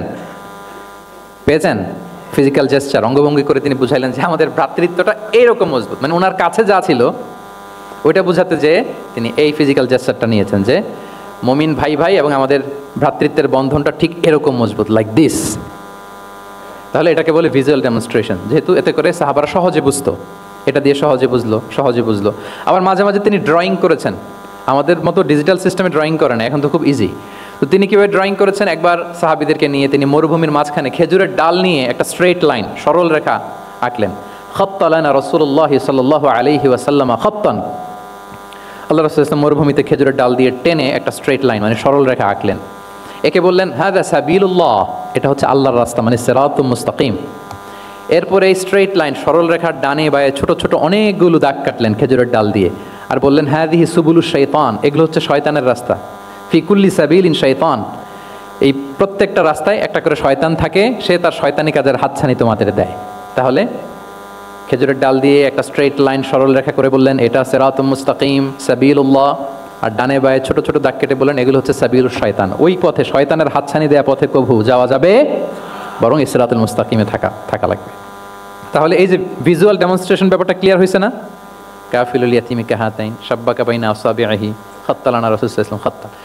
তাহলে এভাবে ওনার সাধ্যের নাগালে যা যা ছিল সাহাবাদেরকে আরও বোঝাতে ভালো করে, হ্যাঁ, to clarify the issue, to visualize the matter, রাসূল সাল্লাল্লাহু আলাইহি ওয়াসাল্লাম এগুলোর ব্যবহার করেছেন। আচ্ছা, এরপর মাঝে মাঝে সাহাবীদের মস্তিষ্কের যাতে ব্যায়াম হয়, শিক্ষার্থীর কল্পনার জগতে কোনো কিছু চিত্রায়িত করা, এতে করে মস্তিষ্কের ব্যায়াম হয় আর কি, to enhance the power of imagination, আপনার ইমাজিনারি পাওয়ারকে ডেভেলপ করবার জন্য। রাসূল ইসলাম হাদিসে এরকম অনেক কথা বলেছেন যে তোমরা একটু ভাবো তো, এরকম হইলে কেমন হয়, এমন হইলে কেমন হয়, তেমন হইলে কেমন হবে। এই কথাগুলো যখন বলতেন সাহাবারা ভাবনার জগতে হারিয়ে যেত, ভাবতেন, কল্পনার রাজ্যে হারিয়ে যেতেন, ওনাদের মস্তিষ্কের ব্যায়াম হতো, তাদের যে ইমাজিনেশনের যে পাওয়ার এটা ডেভেলপ করতো, এমনটা পাওয়া যায়। রাসূল ইসলাম একবার বললেন আরাআইতুম লাউ আন্না নাহরান বিবাবি আহাদিকুম ইয়াগতাসিলু মিনহু কুল্লা ইয়াউমিন খামসা মাররাতিন হাল ইয়াবকা মিন দারানিহি শাই।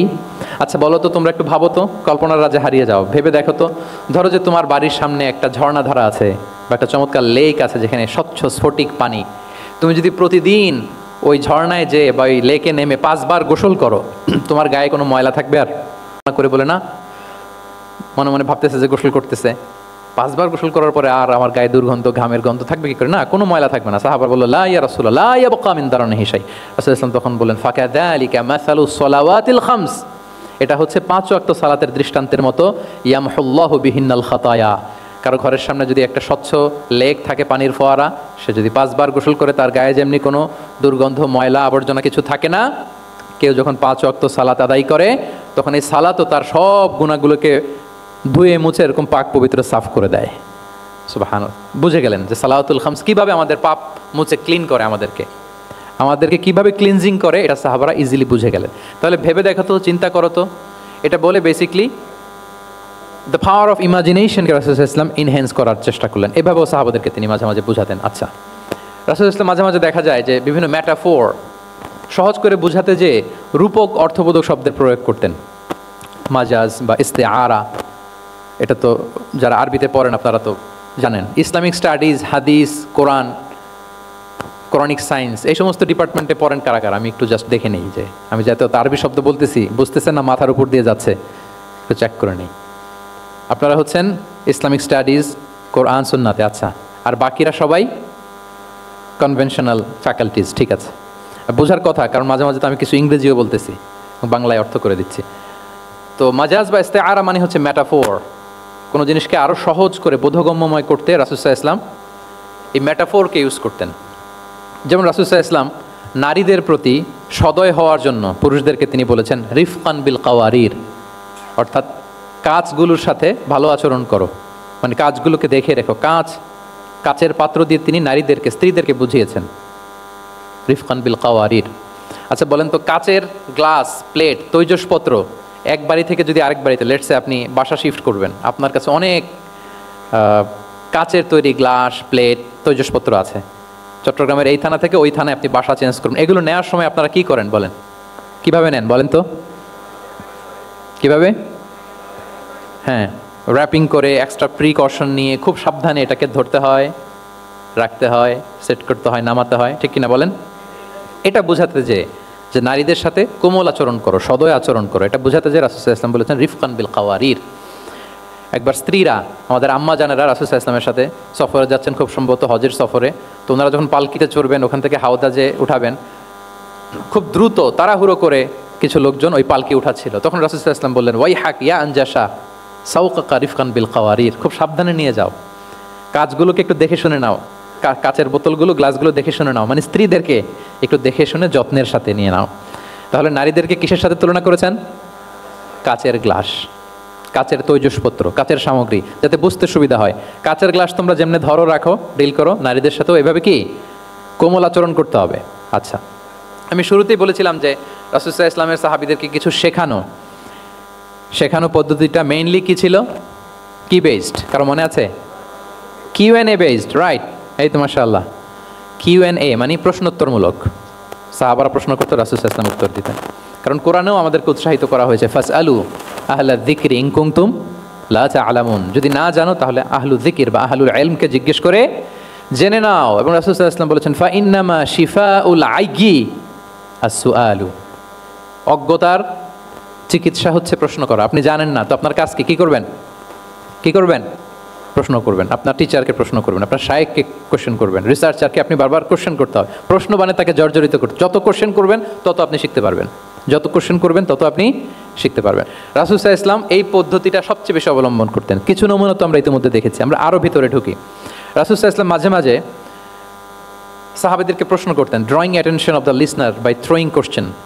প্রশ্ন ছুড়ে দেওয়ার মাধ্যমে ওনাদের মনোযোগ আছে না নাই এটা দেখতেন। এই যে মাঝে মাঝে আমি আপনাদেরকে জিজ্ঞেস করলে দেখা যায় যে আমি বুঝতে পারি যে আপনারা আমার সাথে আছেন না নাই। আপনাদের মনোযোগ আছে তো? আচ্ছা, ঠিক আছে, প্রশ্ন করবো একটু পরে, পুরো আলোচনা শেষে দিয়ে একটা প্রশ্ন করবো, দেখি কে কতটুকু মনে রাখতে পারলেন। তো রাসূল সাল্লাল্লাহু আলাইহি ওয়াসাল্লাম একবার প্রশ্ন করলেন সাহাবাদেরকে, তাদের অ্যাটেনশন যাতে গ্রো করে। তিনি বললেন যে ইন্না মিনা শাজারি শাজারাতান লা ইয়াসকুতু ওয়ারাকুহা মাসালুহা ইন্নাহা মাসালুল মুসলিম হাদিসুনি মা হিয়া। তিনি সাহাবাদেরকে বললেন, সাহাবারা, এক ধরনের গাছ আছে যে গাছের পাতা কখনো ঝরে না। কি কখনো ঝরে না? আচ্ছা, এর দৃষ্টান্ত হচ্ছে মুসলিমের দৃষ্টান্তের মতো। হাদিসুনি মা হিয়া, বলো তো এটা কোন গাছ? যখন বলছে কোন গাছ, সাহাবারা চলে গেছে অনেক দূরে। তার মনে মনে ভাবছে এত সহজ প্রশ্ন তো রাসূল সাল্লাল্লাহু আলাইহি ওয়াসাল্লাম সহজ হলে তার জিজ্ঞেস করবে না, নিশ্চয়ই আনকমন কোনো গাছ। এবার ভাবতেছে দেখি তো, খাইবারে গেছিলাম, খাইবারের আশেপাশে কি গাছ আছে? ওই যে তাবুকে ঘুরে আসলাম, তাবুকের পথিমধ্যে ক্যাকটাস, গুলমলতা, আরবের কি কি গাছ, ঘুরতে ঘুরতে সবাই দেখেছে না ওগুলোর তো পাতা ঝরে। খুঁজতে খুঁজতে সারা দুনিয়া খুঁজে ফেলতেছে সাহাবারা, কিন্তু ওনাদের নিজেদের জাতীয় গাছ যেটা, ঘরের পিছনে যে গাছের সারি সারি, যেই গাছের ফল খেয়ে ওনারা জীবন ধারণ করেন, যেটা ওনাদের সমাজ, রীতি, ঐতিহ্য, ট্র্যাডিশনের সাথে জড়িত, ওই গাছের নামে ভুলে গেছে, ওইটা মনে করতে পারতেছে, সবাই দূরে চলে গেছে। হাদিসে এসেছে ফাওয়াকা আন্না সুফি সাজারিল বাওয়াদি, দূর দূরান্তের গাছ নিয়ে ভাবতেছে, ভেবে ভেবে হয়রান, কেউ বলতে পারে না। তখন বাধ্য হয়ে রাসূল সাল্লাল্লাহু আলাইহি ওয়াসাল্লামকে বলল, ইয়া রাসূলুল্লাহ, আপনি একটু আমাদেরকে বলে দেন যে ইয়া রাসূলুল্লাহ হাদিসনা মা হিয়া, এটা কোন গাছ? তখন রাসূল সাল্লাল্লাহু আলাইহি ওয়াসাল্লাম বললেন, ইন্নাহা নাখলা, খেজুর গাছ, খেজুর গাছের পাতা পড়ে না, ডাল টেনেও ছিঁড়া যায় না, খুব কষ্ট। তো এটার দৃষ্টান্ত মুসলিমের দৃষ্টান্তের ন্যায়। তাহলে কোনো সাহাবারা পারলেন না। পরবর্তীতে হাদিসের যিনি বর্ণনাকারী আব্দুল্লাহ ইবনে ওমর তখন ছোট ছিলেন, বাড়িতে যাওয়ার পথে ওমর রাদিয়াল্লাহু তাআলা আনহুকে বলতেছেন যে বাবা, আব্বা, এটা যে খেজুর গাছ আমার কিন্তু মাথায় আসছিল। তোমার ফারুক বলেন, বলো কি, তোমার মাথায় আসছিল, তুমি বললে না কেন? উনি বলে নাই কারণ সিনিয়র সাহাবারা পারতেছে না, বাপ চাচারা কেউ পারে না, আমি ছোট মনের পইলে আবার কোন বিপদে পড়ি, বিনয়ী মানুষ, উনি আর বলেন নাই, লাজুকতাও কাজ করতেছিল। তোমার ফারুক বলেন, যদি আজকে তুমি এটার উত্তর নবীর সামনে দিতে পারতা, আমার বুকটা এত বড় হয়ে যেত নবীর সামনে। মানে লাল উট, লাল কপাল বিশিষ্ট উট পেলে আরবরা যত খুশি হয়, আজকে আমি তার চেয়েও বেশি খুশি হয়ে যেতাম।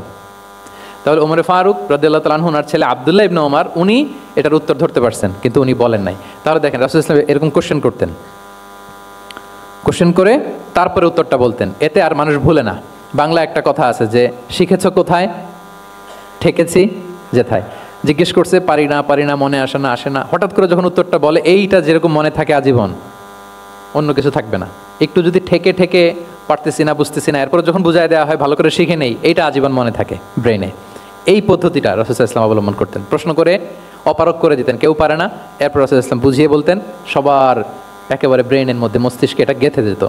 তাহলে প্রশ্ন ছুটতেন। আচ্ছা, এরকম অনেক হাদিস আপনারা পাবেন রাসূল সাল্লাল্লাহু আলাইহি ওয়াসাল্লাম প্রশ্ন করে তারপরে উত্তর দিয়েছেন। আতাদরুনা মাল গীবা, তোমরা কি জানো গীবত কি? সাহাবারা বলে, আল্লাহ রাসূল ভালো জানেন। যিকরাকা আখাকা বিমা ইয়াকরা, বলে দিলেন। আতাদরুনা মানিল মুফলিস, তোমরা কি জানো মুফলিসকে? এইভাবে প্রশ্ন করতে করতে সাহাবাদেরকে শিখাতেন। আচ্ছা, আল্লাহ রাসূল সাল্লাল্লাহু আলাইহি ওয়াসাল্লামের আরেকটা অভ্যাস ছিল প্রশ্নের পিঠে প্রশ্ন ছুটে দেওয়া। মানে কোনো সাহাবী যদি প্রশ্ন করতো, রাসূল সাল্লাল্লাহু আলাইহি ওয়াসাল্লাম তো উত্তর দিয়ে জানিয়ে দিতেন। মাঝে মাঝে জানিয়ে না দিয়ে প্রশ্নের পিঠে আবার উনি কি করতেন? প্রশ্ন ছুড়ে দিতেন, এটাও পাওয়া যায়। আচ্ছা, এক সাহাবী এসে বলল, ইয়া রাসূলুল্লাহ মাতা সাআ, হে নবী, কিয়ামত কখন হবে? রাসূল সাল্লাল্লাহু আলাইহি ওয়াসাল্লাম কখন হবে উত্তর না দিয়ে প্রশ্ন করলেন, ওয়া মাযা আ'দাততা লাহা, কিয়ামতের তোমার কি প্রিপারেশন, আগে ওইটা বলো। কিয়ামত কবে হবে জানার জন্য এত ব্যতিব্যস্ত, আগে বলো হোয়াটস ইউর প্রিপারেশন ফর কিয়ামা, তোমার কি প্রস্তুতি। তাইলে আরেকটা প্রশ্ন, প্রশ্নের বিপরীতে উনি উত্তর না দিয়ে উনি আবার কি করলেন? সবাই বলুন তো, উনি আবার কি করলেন? উনি নিজে আবার প্রশ্ন করলেন। তুমি জিজ্ঞেস করলে কিয়ামত কবে, তুমি বলো কিয়ামতের প্রিপারেশন কি নিছো বলো। তো সে বলে যে লা শাই ইয়া রাসূলুল্লাহ, আমার কোনো প্রিপারেশন নাই, ইল্লা আন্নী উহিব্বুল্লাহ ওয়া রাসূলাহ, শুধু একটা জিনিসই আছে যে আমি আল্লাহ এবং আল্লাহর রাসূলকে ভালোবাসি। রাসূল সাল্লাল্লাহু আলাইহি ওয়াসাল্লাম বললেন, আনতা মা মান আহবাবতা, তুমি যাদেরকে ভালোবাসো তাদের সাথেই জান্নাতে থাকবে। আল্লাহ রাসূলকে ভালোবাসো, তাদের সাথেই তুমি কই থাকবে? জান্নাতে থাকবে। তাহলে প্রশ্নের পিঠে প্রশ্ন ছুড়ে দেওয়া। এরপর একই প্রশ্নের জবাবে ভিন্ন ভিন্ন জনকে ভিন্ন ভিন্ন উত্তর দিয়েছেন রাসূল সাল্লাল্লাহু আলাইহি ওয়াসাল্লাম। এটাকে এডুকেশনের ভাষায় বলে পার্সোনালাইজেশন। কি বলে? মানে যার যেটা লাগবে। শিক্ষক ভালো বুঝে, কয়েকটা ক্লাস নিলে উনি বুঝে ফেলে যে কার রিসিভিং ক্যাপাসিটি কতদূর, কার কোনটাতে ঘাটতি, কার কোনটাতে সমস্যা। একজন আদর্শ শিক্ষক, একজন চৌকস শিক্ষক, তিনি খুব সহজে এটা ধরে ফেলেন। তো রাসূল সাল্লাল্লাহু আলাইহি ওয়াসাল্লাম he was a very good observer, তিনি বুঝে ফেলতেন যে কার কোনটায় ঘাটতি। ফলে একই প্রশ্নের উত্তর উনি এক একজনকে এক একভাবে দিতেন। কেন? Based on the need of the addressee, যার যেটা দরকার ওইটার উপর গুরুত্ব আরোপ করে, যার যেটাতে ঘাটতি আছে সেটাতে গুরুত্ব আরোপ করে তিনি এক একজনকে কী করতেন? এক এক রকম উত্তর। অনেক সাহাবারা এরকম প্রশ্ন করেছেন যে আইয়ুল আমালি আফদাল ইয়া রাসূলুল্লাহ, সবচেয়ে শ্রেষ্ঠ আমল কোনটা? তিনি এক একজনকে এক একটা বলেছেন। কখনো বলেছেন যে আল্লাহর উপর ঈমান আনা, আল ঈমানু বিল্লাহি ওয়াহদা। কাউকে বলেছেন যে আল জিহাদ ফি সাবিলিল্লাহ, কাউকে বলেছেন আস-সালাতু ফি ওয়াক্তিহা, অন টাইমে সালাত পড়া। তার মানে যার যেটাতে ঘাটতি ছিল। কাউকে বলেছেন বিররুল ওয়ালিদাইন, কারণ তিনি দেখেছেন তার সাথে তার মা বাবার সম্পর্কে একটু ঘাটতি আছে, তারা এটা বলি, কারণ সবগুলোই ভালো কাজ, সবগুলোই কি ভালো কাজ।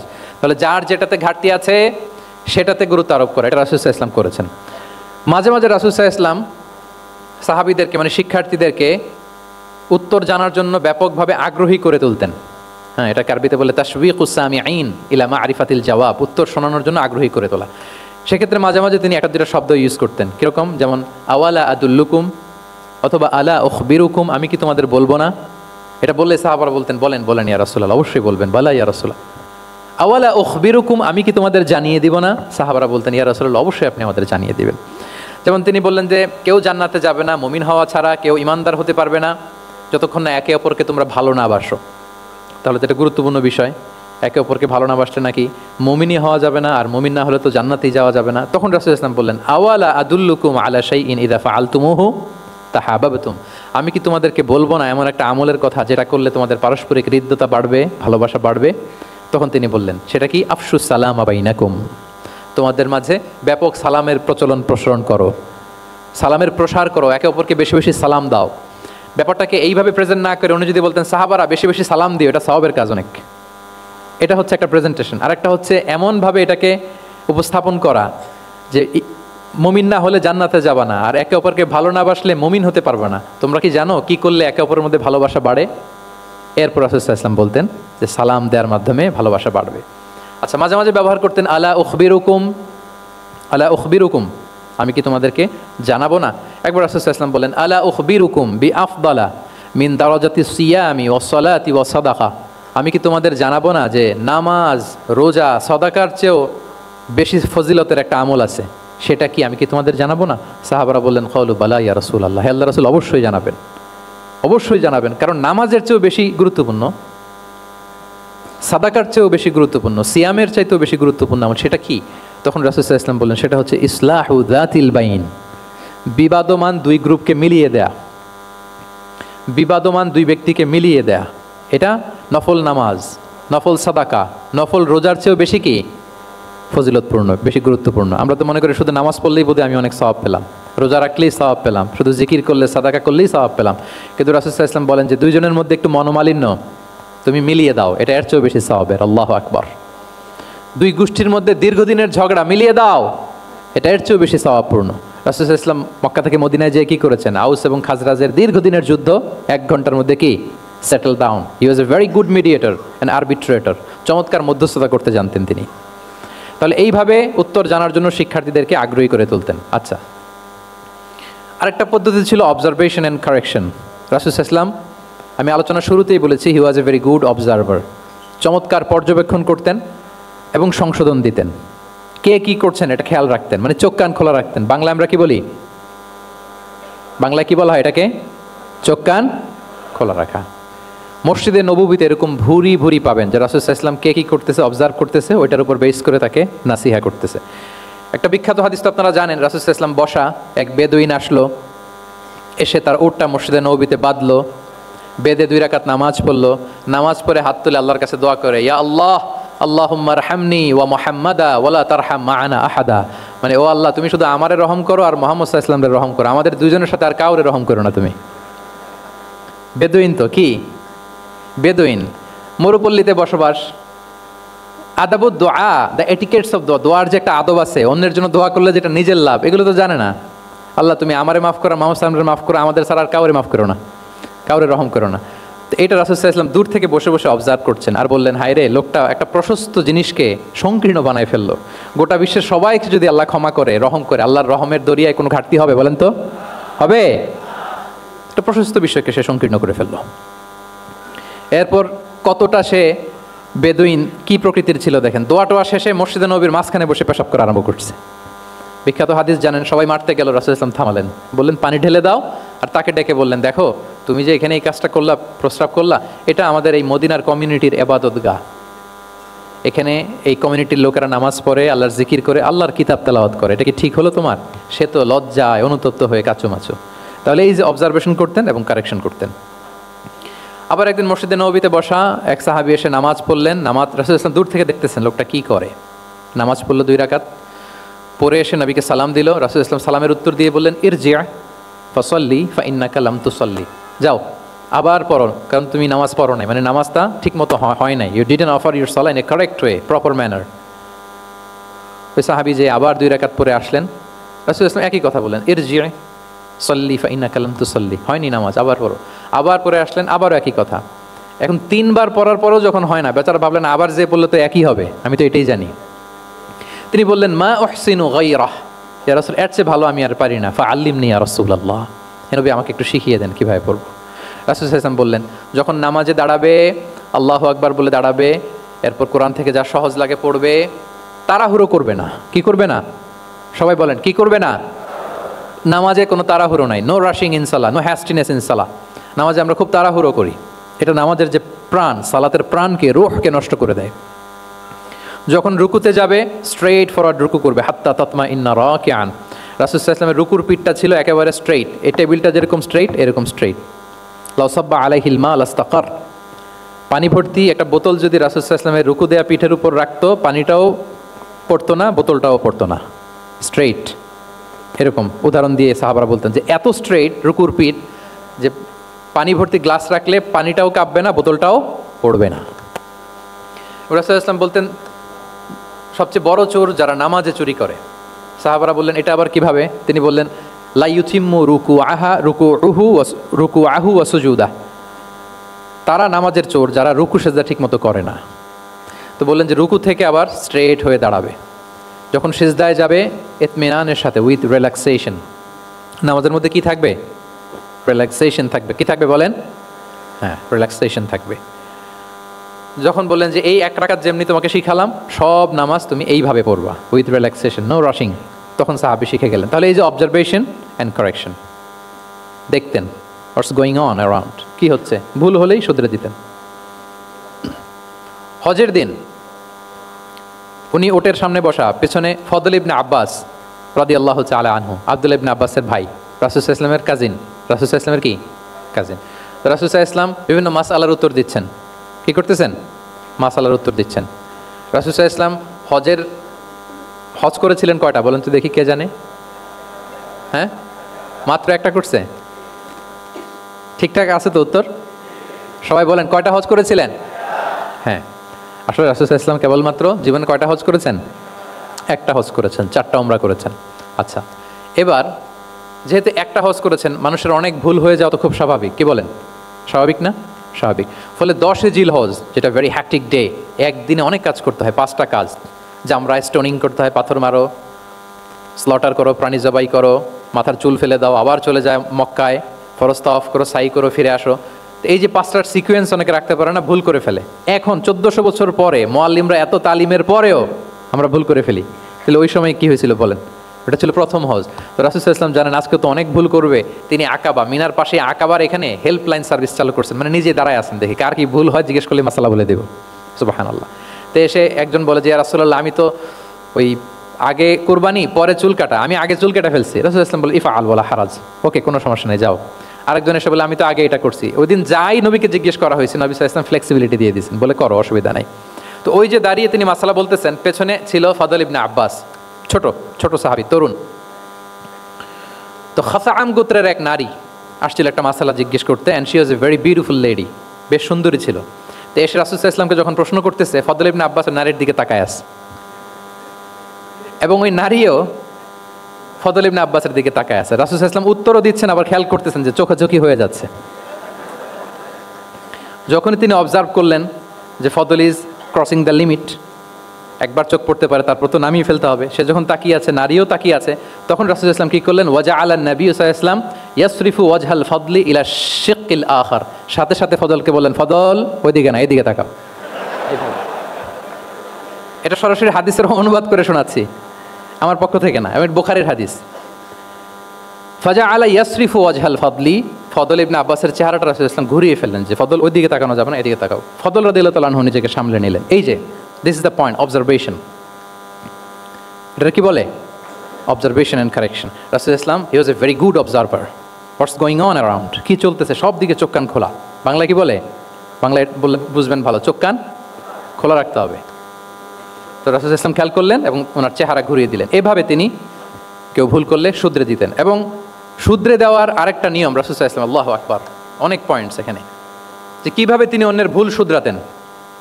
কিভাবে ভুল শুধরাতেন? আমরা কিভাবে ভুল শুধরাই? বাংলাদেশের যে টেন্ডেন্সি, কেউ ভুল করলে আর মাইক্রোফোন যদি পাই যে মাহফিলে, এইবার তো পাইছি ওই ব্যাটারে, ও কাফের, ওর দাদা কাফের, ওর 14 গোষ্ঠী কাফের, ও মারা যাওয়ার পরে যেখানে কবর দিবে ওই কবরের উপর যে ঘাস উঠবে, ওই ঘাস যে গরু খাবে, ওই গরুর দুধ যে খাবে ও কাফের। মানে 14 গোষ্ঠীকে কাফের বানাই দিচ্ছে। আমি জাস্ট সিনারিওটা আপনাদের সাথে শেয়ার করি যে নিয়ম হচ্ছে কি। লেটস সে আমার একজন কো স্পিকার কোনো কিছু একটা ভুল করে ফেলছে, তার জানা নাও থাকতে পারে, আবার আমারও একটা জিনিস জানা নাও থাকতে পারে। কেউ ভুল করলে শুধরানোর নিয়ম হচ্ছে সে যে ভুলটা করলো এটা যে ভুল এটা জানানো, যে অনেকে এরকম এরকম বলে, আসলে এটা ঠিক না, বরং ঠিক হচ্ছে এটা এবং এর পক্ষে দলিল হচ্ছে এটা, জাস্ট এটা বলে দেওয়া। এটা যদি বলে দেয় তাহলে কি হবে, যখন ওই যে ভুল করছে সে যখন শুনবে, তার নাম তো আর বলা হয় নাই, সে তো বুঝে যাবে এটা তো আমি ভুলটা করছি, ফলে আমি শুধরে গেলাম, ওই লোক শুধরে যাবে। আর বাকি যারা লিসেনার, শ্রোতা, তারা সবাই সতর্ক হয়ে যাবে। তাইলে যেটা উদ্দেশ্য ছিল কাউকে শুধরানো, ওটা হয়ে গেছে না? কারণ নাম নেওয়া প্রয়োজন হয়েছে? বলেন তো, রাসূল সাল্লাল্লাহু আলাইহি ওয়াসাল্লাম যখন কাউকে কারেক্ট করতেন তখন কখনো কারো নাম ধরে শুধরাতেন না, কারেক্ট করতেন না। আল্লাহু আকবার। নাম ধরে শুধরাতেন না, পাছে না সে লজ্জা পেয়ে যায়, পাছে না সে বিব্রত হয় মানুষের সামনে। সুবহানাল্লাহ। অন্যের রাইটস, অন্যের ব্যক্তিত্বের ব্যাপারে কতটা মর্যাদাশীল ছিলেন। কারণ কারো নাম ধরে তো আমার শুধরানোর দরকার নেই, এটা যে ভুল সোসাইটিকে এটা জানালেই হবে। তাহলে যে ভুল করছে সে শুধরে গেল, বাকিরা সতর্ক হয়ে গেল, ঠিক না? আচ্ছা, 3 সাহাবী মিলে একবার ভাবলো রাসূল সাল্লাল্লাহু আলাইহি ওয়াসাল্লাম বাড়িতে কি কি আমল করে, আমরা একটু আম্মাজানদের জিজ্ঞেস করি, তাহলে আমরাও আমাদের আমল একটু বাড়াবো। যে জিজ্ঞেস করলো যে আম্মা জানারা একটু বলেন তো উনি বাসায় কী কী আবাদত করে, কতটুকু কোরআন পড়ে, তাহাজ্জুদ কেমনে পড়ে। আম্মা জানরা বর্ণনা দিলেন। বর্ণনা শোনার পরে কান্নাহুম তাকাল্লুহা, ওনাদের কাছে একটু কম মনে হইলো, মানে অনেক এক্সপেকটেশন নিয়ে আসছিল। তারা ভাবছিল মানে রাতে ঘুমাই না, সারা রাত তাহাজ্জুদ আর কান্নাকাটি করে রাসূল ইসলাম কাটায় দেয়, তাদের এরকম একটা ধারণা ছিল। কিন্তু এসে শুনে যে না, আসার পরে নাকি ঘুমোতে যায়, অনেকক্ষণ ঘুমিয়ে সেই মাঝরাতে নাকি ওঠে। যা যা বর্ণনা শুনলো কান্নাহুম তাকাল্লুহা, এদের কাছে একটু কম মনে হলো। তো একজন বলতে আরে কম না, আইনা নাহনু মিন রাসূলিল্লাহ, কোথায় আল্লাহ রাসূল আর কোথায় আমরা। গফিরা লাহু মা তাকাদ্দামা মিন যামবিহি ওয়া মা তাআখার, ওনার তো আগের পরের সব গুনাহই মাফ। আদতে তো গুনাহই নাই, নবীরা তো মাসুম। তো ওনার সাথে কি আমাদের তুলনা, আমাদের এত কম করলে হবে না, তো কি করতে হবে? তো একজন বলে যে আজকে থেকে আমি আর ঘুমাবোই না সারা রাত তাহাজ্জুদ পড়ব। আচ্ছা, আরেকজন বলে আমি আর না খেয়ে মানে রোজা ছাড়া থাকবো না, আমি সাওমে বিসাল করব, সারা বছর রোজা রাখবো, যা করে আল্লাহ, রোজা থামাবো না, আমি রেগুলার রোজা রেখেই যাব। আচ্ছা, আরেকজন বলে আমি আর আমার স্ত্রীদের কাছেই যাব না, আমি সন্ন্যাসী জীবন নিয়ে নিলাম, আমি সন্ন্যাসী থাকবো, স্ত্রীদের সাথে মেলামেশাতে এই আমি যাব না, আমি এটা থেকে বিরত থাকবো। এই কথা যখন রাসূল সাল্লাল্লাহু আলাইহি ওয়াসাল্লামের কানে গেল, রাসূল সাল্লাল্লাহু আলাইহি ওয়াসাল্লাম রেগে গেলেন। রেগে গিয়ে সাহাবীদেরকে জড়ো করলেন। জড়ো করে তিনি বলতে আরম্ভ করলেন, তিনি বললেন আনতুমুল্লাযীনা কুলতুম কাযা ওয়া কাযা, আচ্ছা তোমাদের মধ্যে কে কে নাকি এরকম এরকম বলছে। সুবহানাল্লাহ। তিনি বলতে পারতেন এই আব্দুল্লাহ স্ট্যান্ড আপ, দাঁড়াও, আব্দুর রহিম দাঁড়াও, এই আব্দুল সাত্তার তুমি নাকি বলছো যে সারা রাত, এটা একটা কথা বললা তুমি নাকি বলছো যে সারা বছর রোজা, এটা তুমি কি কথা বলতো, ভুল কাজ করছো, এটাও জানো না তুমি নাকি বলছো স্ত্রীদের সাথে মিশবা না। এরকম যদি Abdullah, Abdur Rahman, just for example, এইভাবে দাঁড় করিয়ে যদি নাম ধরে ধরে বলতেন, ওনারা সাহাবীদের সামনে লজ্জিত হতেন না? না। আনতুমুল্লাযীনা কুলতুম কাযা ওয়া কাযা, এটাই রাসূল সাল্লাল্লাহু আলাইহি ওয়াসাল্লামের কাউকে কারেক্ট করার, তাসহিহ করার অভ্যেস ছিল। মা বালু আকওয়ামিন ইয়াকুলুনা কাযা ওয়া কাযা, মাঝে মাঝে বলতেন মা বালু আকওয়ামিন ইয়াফআলুনা কাযা ওয়া কাযা, তোমাদের মধ্যে কেউ কেউ নাকি এমনটা বলে, তোমাদের মধ্যে কেউ কেউ নাকি এমনটা করে। কই আমি তো রাতে ঘুমাই আবার সালাত পড়ি, কই আমি তো রোজা রাখি সোম বৃহস্পতি, বাকি দিনগুলোতে খাই, কই আমি তো আমার স্ত্রীদের সাথে মেলামেশা করি, এই সব কিছুকে ব্যালেন্স করেও তো আমার নবুয়তি তো আমার কোনো সমস্যা হয় নাই, আল্লাহ ভীরু হতে তো সমস্যা হয় নাই। ওয়াল্লাহি ইন্নী লা আখশাকুম লিল্লাহি ওয়া আতকাকুম লাহ, আল্লাহর শপথ আমি তোমাদের চাইতে আল্লাহকে বেশি ভয় করি, আমি তোমাদের চাইতে বেশি মুত্তাকি। তারপরেও এরকম ব্যালেন্সড লাইফ লিড করাতে আমার তো কোনো সমস্যা হয় নাই, তোমাদের কেন সমস্যা হলো, তোমরা এটা কোথায় পেলে? ফামান রাগিবা আন সুন্নতি ফালাইসা মিন্নি, জেনে রাখো আমি যে স্ট্যান্ডার্ড ঠিক করে দিয়েছি এটাই সর্বশ্রেষ্ঠ ইবাদত, এর বাইরে যে কেউ যদি কিছু করে আমার সুন্নতের বাইরে, সে আমার দলভুক্ত হতে পারবে। সুবহান। এরকম যখন ধমক দিয়ে শাসিয়ে দিলেন, যেই 3 জন সাহাবী এই কথা বলছিল ওনারা তো শুধরে গেলেন, ওনারা তো টের পাচ্ছেন যে এগুলো আমাদের কি বলতেছে, ওনারা টের পাচ্ছেন না, শুধরে গেলেন, আর বাকিরা সতর্ক হয়ে গেলেন। আল্লাহু আকবার। সো এটা হচ্ছে কারেক্ট করার নিয়ম। এখন আমরা কি করি, কেউ একটা ভুল করলে তখন তাকে ধরি, তার 14 পুরুষ নিয়ে কথা বলি, তার ব্যাপারে যদি আমার কোনো তিক্ত অভিজ্ঞতা থাকে, ঝাল মেটানোর একটা সুযোগ পেলাম, আমি ঝাল মেটাই, তাকে ছোট করি, হেয় করি, হেন কোনো কথা নাই যে আমি বলি না। একটাও কি রাসূল সাল্লাল্লাহু আলাইহি ওয়াসাল্লামের সুন্নাহর মধ্যে পড়ে? বলেন তো না। তাহলে মন গড়া পদ্ধতিতে আমরা কাউকে সংশোধন করতে চাচ্ছি না, আর এইভাবে করলে সংশোধন হবেও না। সে মানবিক কারণেই তার ইগোইস্টিক প্রবলেম চলে আসবে, যে সে আমাকে ছোট করলো, আমার নাম ধরে সে এত মানুষের সামনে অপমান করলো, সে হয়তো শুধরানোর যে রাস্তাটা ছিল ওইটাও বন্ধ হয়ে গেল, ঠিক না বলেন? তাহলে রাসূল সাল্লাল্লাহু আলাইহি ওয়াসাল্লাম এভাবে শুধরাতেন, তামিম ফি তাসওয়িবিল আখতা, কারো ভুল শুধরাতে গেলে ইন জেনারেলি শুধরাতেন, যাদের শুধরানোর তারা শুধরে যেত, বাকিরা সতর্ক হয়ে যেত। আচ্ছা, আরেকটা পদ্ধতি ছিল ক্লিয়ার মিসকনসেপশন, কারো মিসকনসেপশন থাকলে রাসূল সাল্লাল্লাহু আলাইহি ওয়াসাল্লাম এটা ক্লিয়ার করে দিতেন। নবী মনে করতেন ভালো জামা পরলে বুঝি অহংকার হয়, তিনি খুব সুন্দর ছিলেন দেখতে, খুব ভালো পোশাক পরিচ্ছদ পড়তে পছন্দ করতেন। তিনি একবার বললেন, ইয়া রাসূলুল্লাহ, ভালো পোশাক পরলে কি অহংকার হয়? রাসূলুল্লাহ সাল্লাল্লাহু আলাইহি ওয়াসাল্লাম বললেন, না। ইয়া রাসূলুল্লাহ, আমি ভালো জুতা পরতে পছন্দ করি, এটা কি অহংকার হয়? না, এটা অহংকার হয় না। আমি মানুষকে খুব খাওয়াতে পছন্দ করি এবং আমি চাই আমার চেয়ে যেন কেউ এই কাজ আগাতে না পারে, আমিই খাওয়াবো, এটা কি অহংকার? রাসূলুল্লাহ সাল্লাল্লাহু আলাইহি ওয়াসাল্লাম বললেন, না, এটা অহংকার না। অহংকার হচ্ছে আল কিবরু বাতারুল হাক্কি ওয়া গামতুন নাস। অহংকার হচ্ছে সত্যকে প্রত্যাখ্যান করা আর মানুষকে তুচ্ছ তাচ্ছিল্য করা। সুবহানাল্লাহ। তাহলে এই যে মিসকনসেপশন, সে ভাবছে ভালো পোশাক পরলে এটা অহংকার হয়ে যায়, ভালো জামা পরলে অহংকার হয়ে যায়, এগুলো তো অহংকার হয় না, বরং অহংকার হয় সত্যকে প্রত্যাখ্যান করলে আর মানুষকে তুচ্ছ তাচ্ছিল্য করলে। তাহলে এই জাতীয় মিসকনসেপশন ইন দ্য সোসাইটি, এটাকে তিনি ক্লিয়ার করে দিতেন। আচ্ছা, রাসূল সাল্লাল্লাহু আলাইহি ওয়াসাল্লাম প্র্যাকটিক্যালি শেখানোর চেষ্টা করতেন। কি করতেন? প্র্যাকটিক্যালি। আচ্ছা, আর কয়েক মিনিটের মধ্যে আমরা শেষ করে দেব। যেটাকে প্রায়োগিক শিক্ষা, ব্যবহারিক শিক্ষা, অজু করে দেখাতেন, এইভাবে অজু করতে হয়। সালাত পড়ে দেখাতেন, সল্লু কামা রাআইতুমুনি উসাল্লি। সালাত তো হচ্ছে আল আমাল আল মুতাওয়ারাস, এই উম্মার অবিচ্ছিন্ন কর্মধারা। সালাত জিবরিল আলাইহিস সালামকে শিখিয়েছেন আল্লাহ, রাসূল সাল্লাল্লাহু আলাইহি ওয়াসাল্লামকে শিখিয়েছেন জিবরিল আলাইহিস সালাম, রাসূল সাল্লাল্লাহু আলাইহি ওয়াসাল্লাম শিখিয়েছেন সাহাবীদের। এইভাবে অবিচ্ছিন্ন কর্মধারা, আরবিতে বলে আল আমাল আল মুতাওয়ারাস। এবং রাসূল সাল্লাল্লাহু আলাইহি ওয়াসাল্লাম বলতেন, সল্লু কামা রাআইতুমুনি উসাল্লি, আমাকে যেমনি সালাত পড়তে দেখো এইভাবে পড়ো। হজের ক্ষেত্রে বলেছেন, খুদু আন্নি মানাসিকাকুম, হজের বিধানকে দেখে নাও। একবারই তো হজ করেছেন, হাতে কলমে প্র্যাকটিক্যাল গাইডলাইন দিয়ে শিখিয়েছেন। এবং সাহাবারা ভুল করে কিনা মাঝে মাঝে শুনতেন, যেটাকে আরবিতে বলে কিরাআতু তিলমিদ আলা শেখ। আব্দুল্লাহ ইবনে মাসউদ রাদিয়াল্লাহু তাআলা আনহুকে রাসূল সাল্লাল্লাহু আলাইহি ওয়াসাল্লাম একবার বললেন, আব্দুল্লাহ একটু তেলাওয়াত করো তো। তিনি বললেন, আকরাউ আলাইকা ওয়া আলাইকা উনজিল, হে নবী, আমি আপনার সামনে দাঁড়ায় তেলাওয়াত করব, আপনার উপর কোরআন নাজিল হয়। রাসূল সাল্লাল্লাহু আলাইহি ওয়াসাল্লাম বললেন যে, ইন্নী উহিব্বু আন আসমাআহু মিন গায়রি, হে আব্দুল্লাহ ইবনে মাসউদ, আমি কোরআন তেলাওয়াত তোমাদেরকে শোনাতে যেমনি পছন্দ করি, তোমরা কেউ পড়বা আর আমি শুনবো, এটাও খুব পছন্দ করি। কারণ উনি প্ল্যান করে রাখছেন আব্দুল্লাহ ইবনে মাসউদ কি হবেন, তিনি কিছুদিন পরে উম্মার শিক্ষক হবেন। ওইখানে আবার ভুলটুল করে ফেলেন কিনা উনি জাজ করতেছেন। তখন আব্দুল্লাহ ইবনে মাসউদ রাদিয়াল্লাহু তাআলা আনহু সূরা নিসা তেলাওয়াত করে শোনালেন। তাহলে রাসূল ইসলামের একটা পন্থা ছিল, তিনি শুনতেন আবার শোনাতেন। কি করতেন? শুনতেন, শোনাতেন। প্রতি রমাদানে যতটুকু কোরআন নাজিল হয়েছে তিনি জিবরিল আলাইহিস সালামকে শোনাতেন, আবার জিবরিল আলাইহিস সালাম পুরো কোরআন রাসূল সাল্লাল্লাহু আলাইহি ওয়াসাল্লামকে শোনাতেন। এটা ছিল একটা টেকনিক। আচ্ছা, রাইটিং মেথড, আমরা যেমনি লেখি, অ্যাসাইনমেন্ট, প্রেজেন্টেশন, লেখার মাধ্যমে জ্ঞান বিতরণ, জ্ঞান অর্জন, এটা কম ছিল। আমি আগেই বলেছি, মেইনলি ছিল oral based and QnA based, কিন্তু লেখাজোখা যে ছিলই না তা না, লেখা জানতো।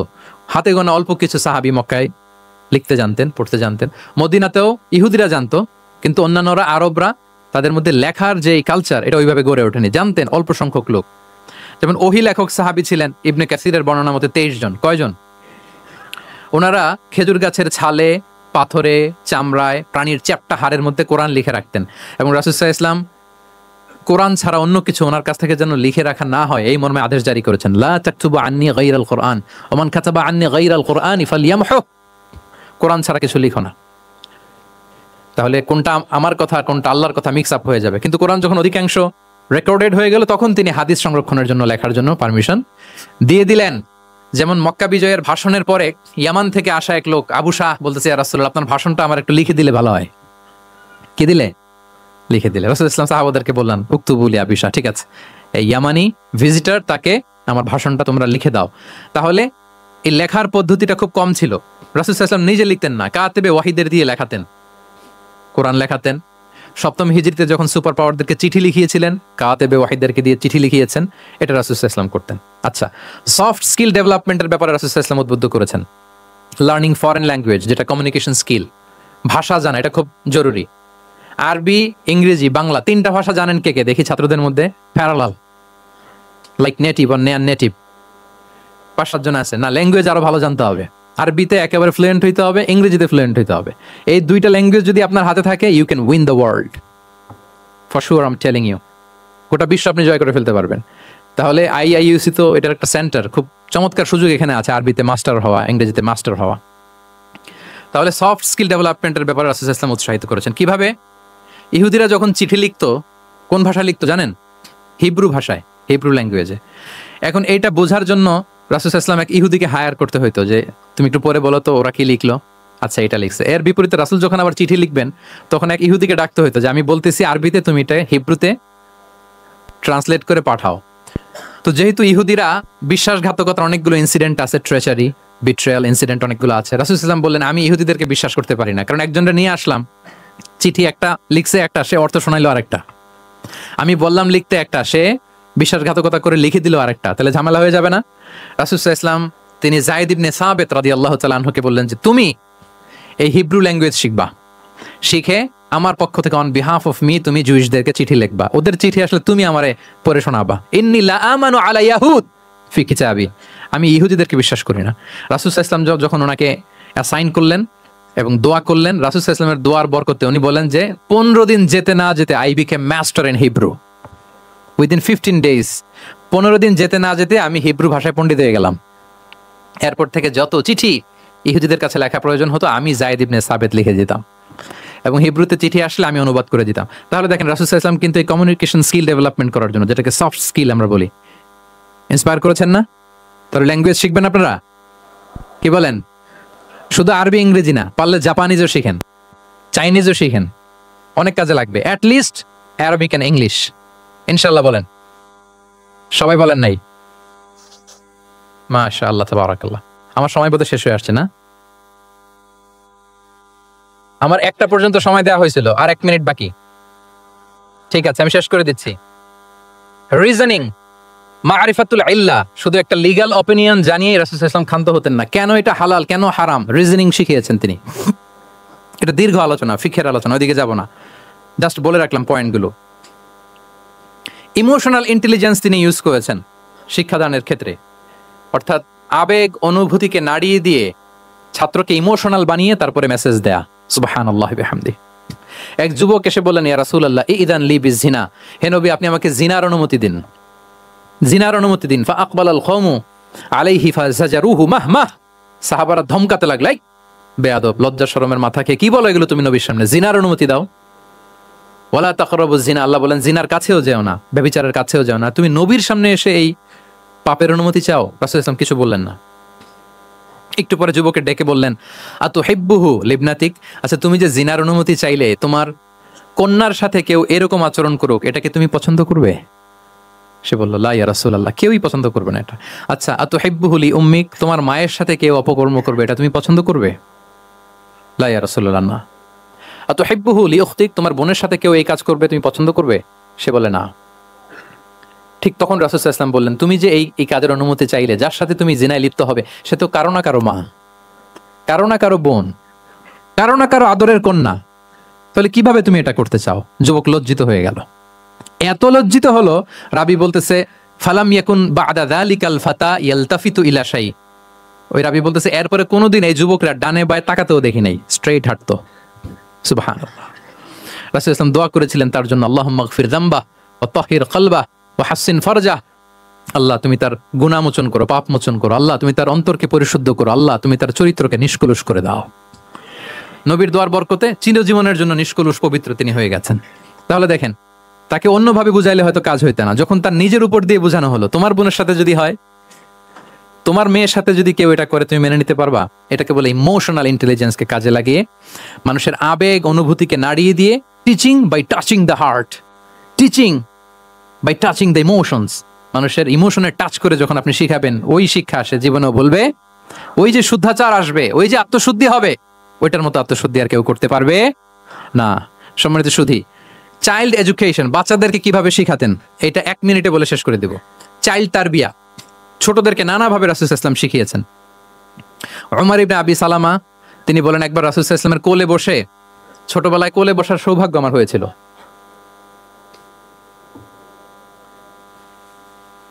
এবং আমাদেরকে খাবার দেয়া হলো, তো তিনি ছোট মানুষ, একবার এদিক থেকে খায় ওদিক থেকে খায়। রাসূল সাল্লাল্লাহু আলাইহি ওয়াসাল্লাম বললেন ইয়া গোলাম, হে শিশু, সাম্মিল্লাহ, বিসমিল্লাহ বলো, ওকুল বিয়ামিনিক, বা হাতে না ডান হাতে খাও। দেখেন ছোটদেরকে কিভাবে শেখাতেন, তারবিয়া, চাইল্ড তারবিয়া। ওয়াকুল মিম্মা ইয়ালিক, তোমার সামনে যেটা আছে ওইটা খাও, এদিক থেকে ওদিক থেকে, চারদিক থেকে নিও না। রাবি বলেন যে ফামা জালা তিলকা তু'মাতু বাদু, উনি বলতেছেন এরপর থেকে আজীবন আমার খাওয়ার স্টাইল এটাই হয়ে গেছে। নবীর ওই কথা আমার কানে ঘন্টার মতো বাজে। খাওয়া শুরু করলে আগে আমি বিসমিল্লাহ বলি, ডান হাত দিয়ে নেই, আর আমার সামনে যেটা আছে ওইটা থেকে খাওয়া শুরু করি।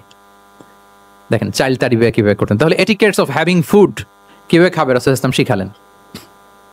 আপনারা জানেন যে হাশিমি খানদান, মানে বনু হাশিমদের জন্য জাকাতের সম্পদ খাওয়া, রাসূল সাল্লাল্লাহু আলাইহি ওয়াসাল্লামের বংশের জন্য যাকাতের সম্পদ খাওয়া হারাম। তো একবার যাকাতের সাদাকার খেজুর ছিল স্তূপ করা, রাসূল সাল্লাল্লাহু আলাইহি ওয়াসাল্লামের নাতি হাসান রাদিয়াল্লাহু তাআলা আনহু, ছোট্ট মানুষ, এসেই ওই খেজুর নিয়ে খেতে আরম্ভ করল। দূর থেকে রাসূল সাল্লাল্লাহু আলাইহি ওয়াসাল্লাম দেখে বললেন, কিখ কিখ এরমি বিহা। কিখ কিখ মানে আমরা বাংলা যেটাকে ওয়াকথু, ওয়াকথু মানে থু মেরে ফেলে দাও। এটা বলে তিনি হাসান রাদিয়াল্লাহু তাআলা আনহুর মুখ থেকে খেজুরটা বের করলেন আর বললেন, আলা তাআলাম আন্না লা নাকুলু সাদাকা, মানে নানা ভাই, আদরের নানা ভাই, তুমি কি জানো না আমরা সাদাকার সম্পদ খেতে পারি না, তাড়াতাড়ি ফেলে দাও। মুখ থেকে টেনে যে খেজুরটা নিয়েছিলেন হাসান রাদিয়াল্লাহু তাআলা আনহু, সেটাকে রাসূল সাল্লাল্লাহু আলাইহি ওয়াসাল্লাম বের করে দিলেন। তাহলে এখানে কনসেপ্ট অফ হালাল এন্ড হারাম ছোটবেলা থেকেই নানা ভাইকে উনি ক্লিয়ার করে দিচ্ছেন। আব্দুল্লাহ ইবনে আব্বাস রাদিয়াল্লাহু তাআলা আনহু রাসূল সাল্লাল্লাহু আলাইহি ওয়াসাল্লামের কি ছিলেন সম্পর্কে বলেন, কি ছিল? সবাই বলেন আওয়াজ করে। কাজিন, চাচাতো ভাই, খালু। উনি খুব ছোট ছিলেন, এত ছোট যে রাসূল সাল্লাল্লাহু আলাইহি ওয়াসাল্লাম যখন ইন্তেকাল করেন তখন ওনার বয়স ছিল 13। আব্দুল্লাহ ইবনে আব্বাসের বয়স তখন কত? 13। তো ফলে ছোট মানুষ প্রায় খালার বাসায় রাতে থাকতো এবং রাসূল সাল্লাল্লাহু আলাইহি ওয়াসাল্লামের আশেপাশে ঘুমাতো। একবার রাসূল সাল্লাল্লাহু আলাইহি ওয়াসাল্লাম ওয়াশরুম করতে গেলেন দূরে, এবং রাসূল সাল্লাল্লাহু আলাইহি ওয়াসাল্লামের অভ্যেস ছিল ওয়াশরুম সেরে এসেই অজু করতেন। তো উনি এসে দেখে ওনার অজুর পাত্রে কে যেন পানি রেখে দিচ্ছে। জিজ্ঞেস করলেন কে রেখেছে, বলা হলো যে আব্দুল্লাহ ইবনে আব্বাস রেখেছে। রাসূল সাল্লাল্লাহু আলাইহি ওয়াসাল্লাম এত খুশি হলেন যে এখন যে আমার এটা দরকার, ছোট্ট আব্দুল্লাহ এটা বুঝে ফেললো। উনি ওনাকে জড়িয়ে ধরে একটা দোয়া করলেন, আল্লাহুম্মা আল্লিমহুল কিতাব, আল্লাহুম্মা ফাকিহু ফিদ্দীন ওয়া আল্লিমহু তা'বীল। আল্লাহ আপনি আব্বাসকে কিতাবের জ্ঞান শিক্ষা দেন।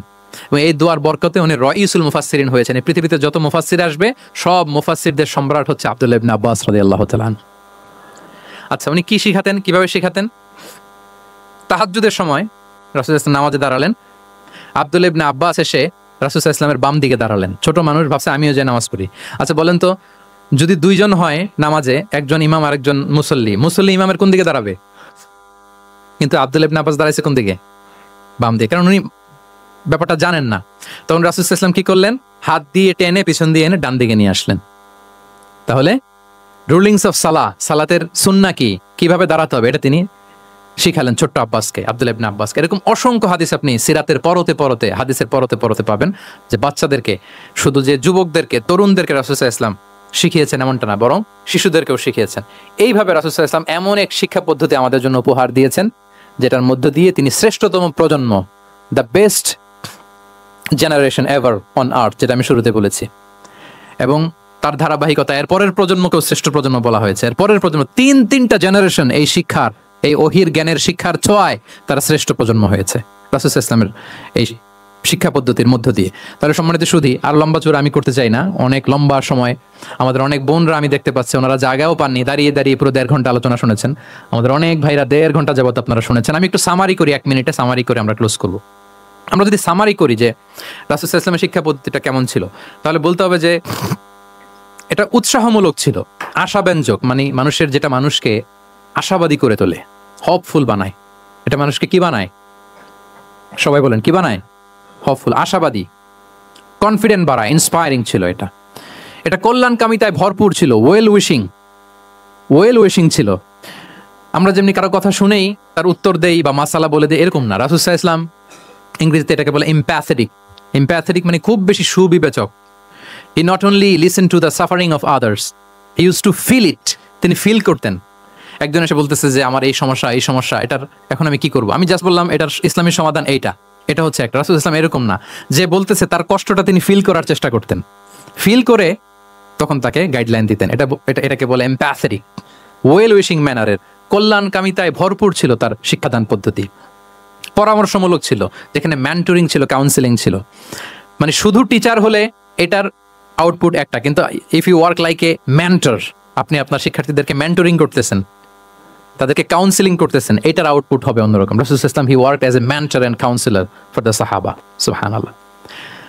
রাসূল সাল্লাল্লাহু আলাইহি ওয়াসাল্লামের দেওয়া শিক্ষাটা ছিল বেসিক্যালি অ্যাডভাইজারি। আমরা মাঝে মাঝে অ্যাডভাইজারি নেই, দেখবেন বড় বড় নেতা লক্ষ লক্ষ টাকা বেতন দিয়ে অনেক বড় বড় উপদেষ্টা রাখে, তারা বিভিন্ন ধরনের অ্যাডভাইস দেয়। রাসূল সাল্লাল্লাহু আলাইহি ওয়াসাল্লাম এই সার্ভিসটা সাহাবাদেরকে দিতেন। ওনার শিক্ষাটা ছিল অংশগ্রহণমূলক, মানে এঙ্গেজমেন্ট ছিল। একতরফা আমি বলে গেলাম অথবা একতরফা ওরা বলে গেল, এরকম না। জিজ্ঞেস করতেন, শুনতেন, শোনাতেন, প্রশ্ন করতেন, প্রশ্নের পিঠে প্রশ্ন ছড়ে দিতেন। ইন্টারেক্টিভ ছিল, পার্টিসিপেটরি ছিল, অংশগ্রহণমূলক। এটাকে আমরা, মানে ক্লাসিক স্কলাররা যেটাকে বলে সোহবা, কি বলে? আমরা বলি না যে সোহবতের বড় প্রয়োজন, রাসূল সাল্লাল্লাহু আলাইহি ওয়াসাল্লামের সোহবতে মূলত ওনারা নলেজটা অর্জন করেছিলেন, পার্টিসিপেটরি ছিল, এঙ্গেজমেন্ট ছিল।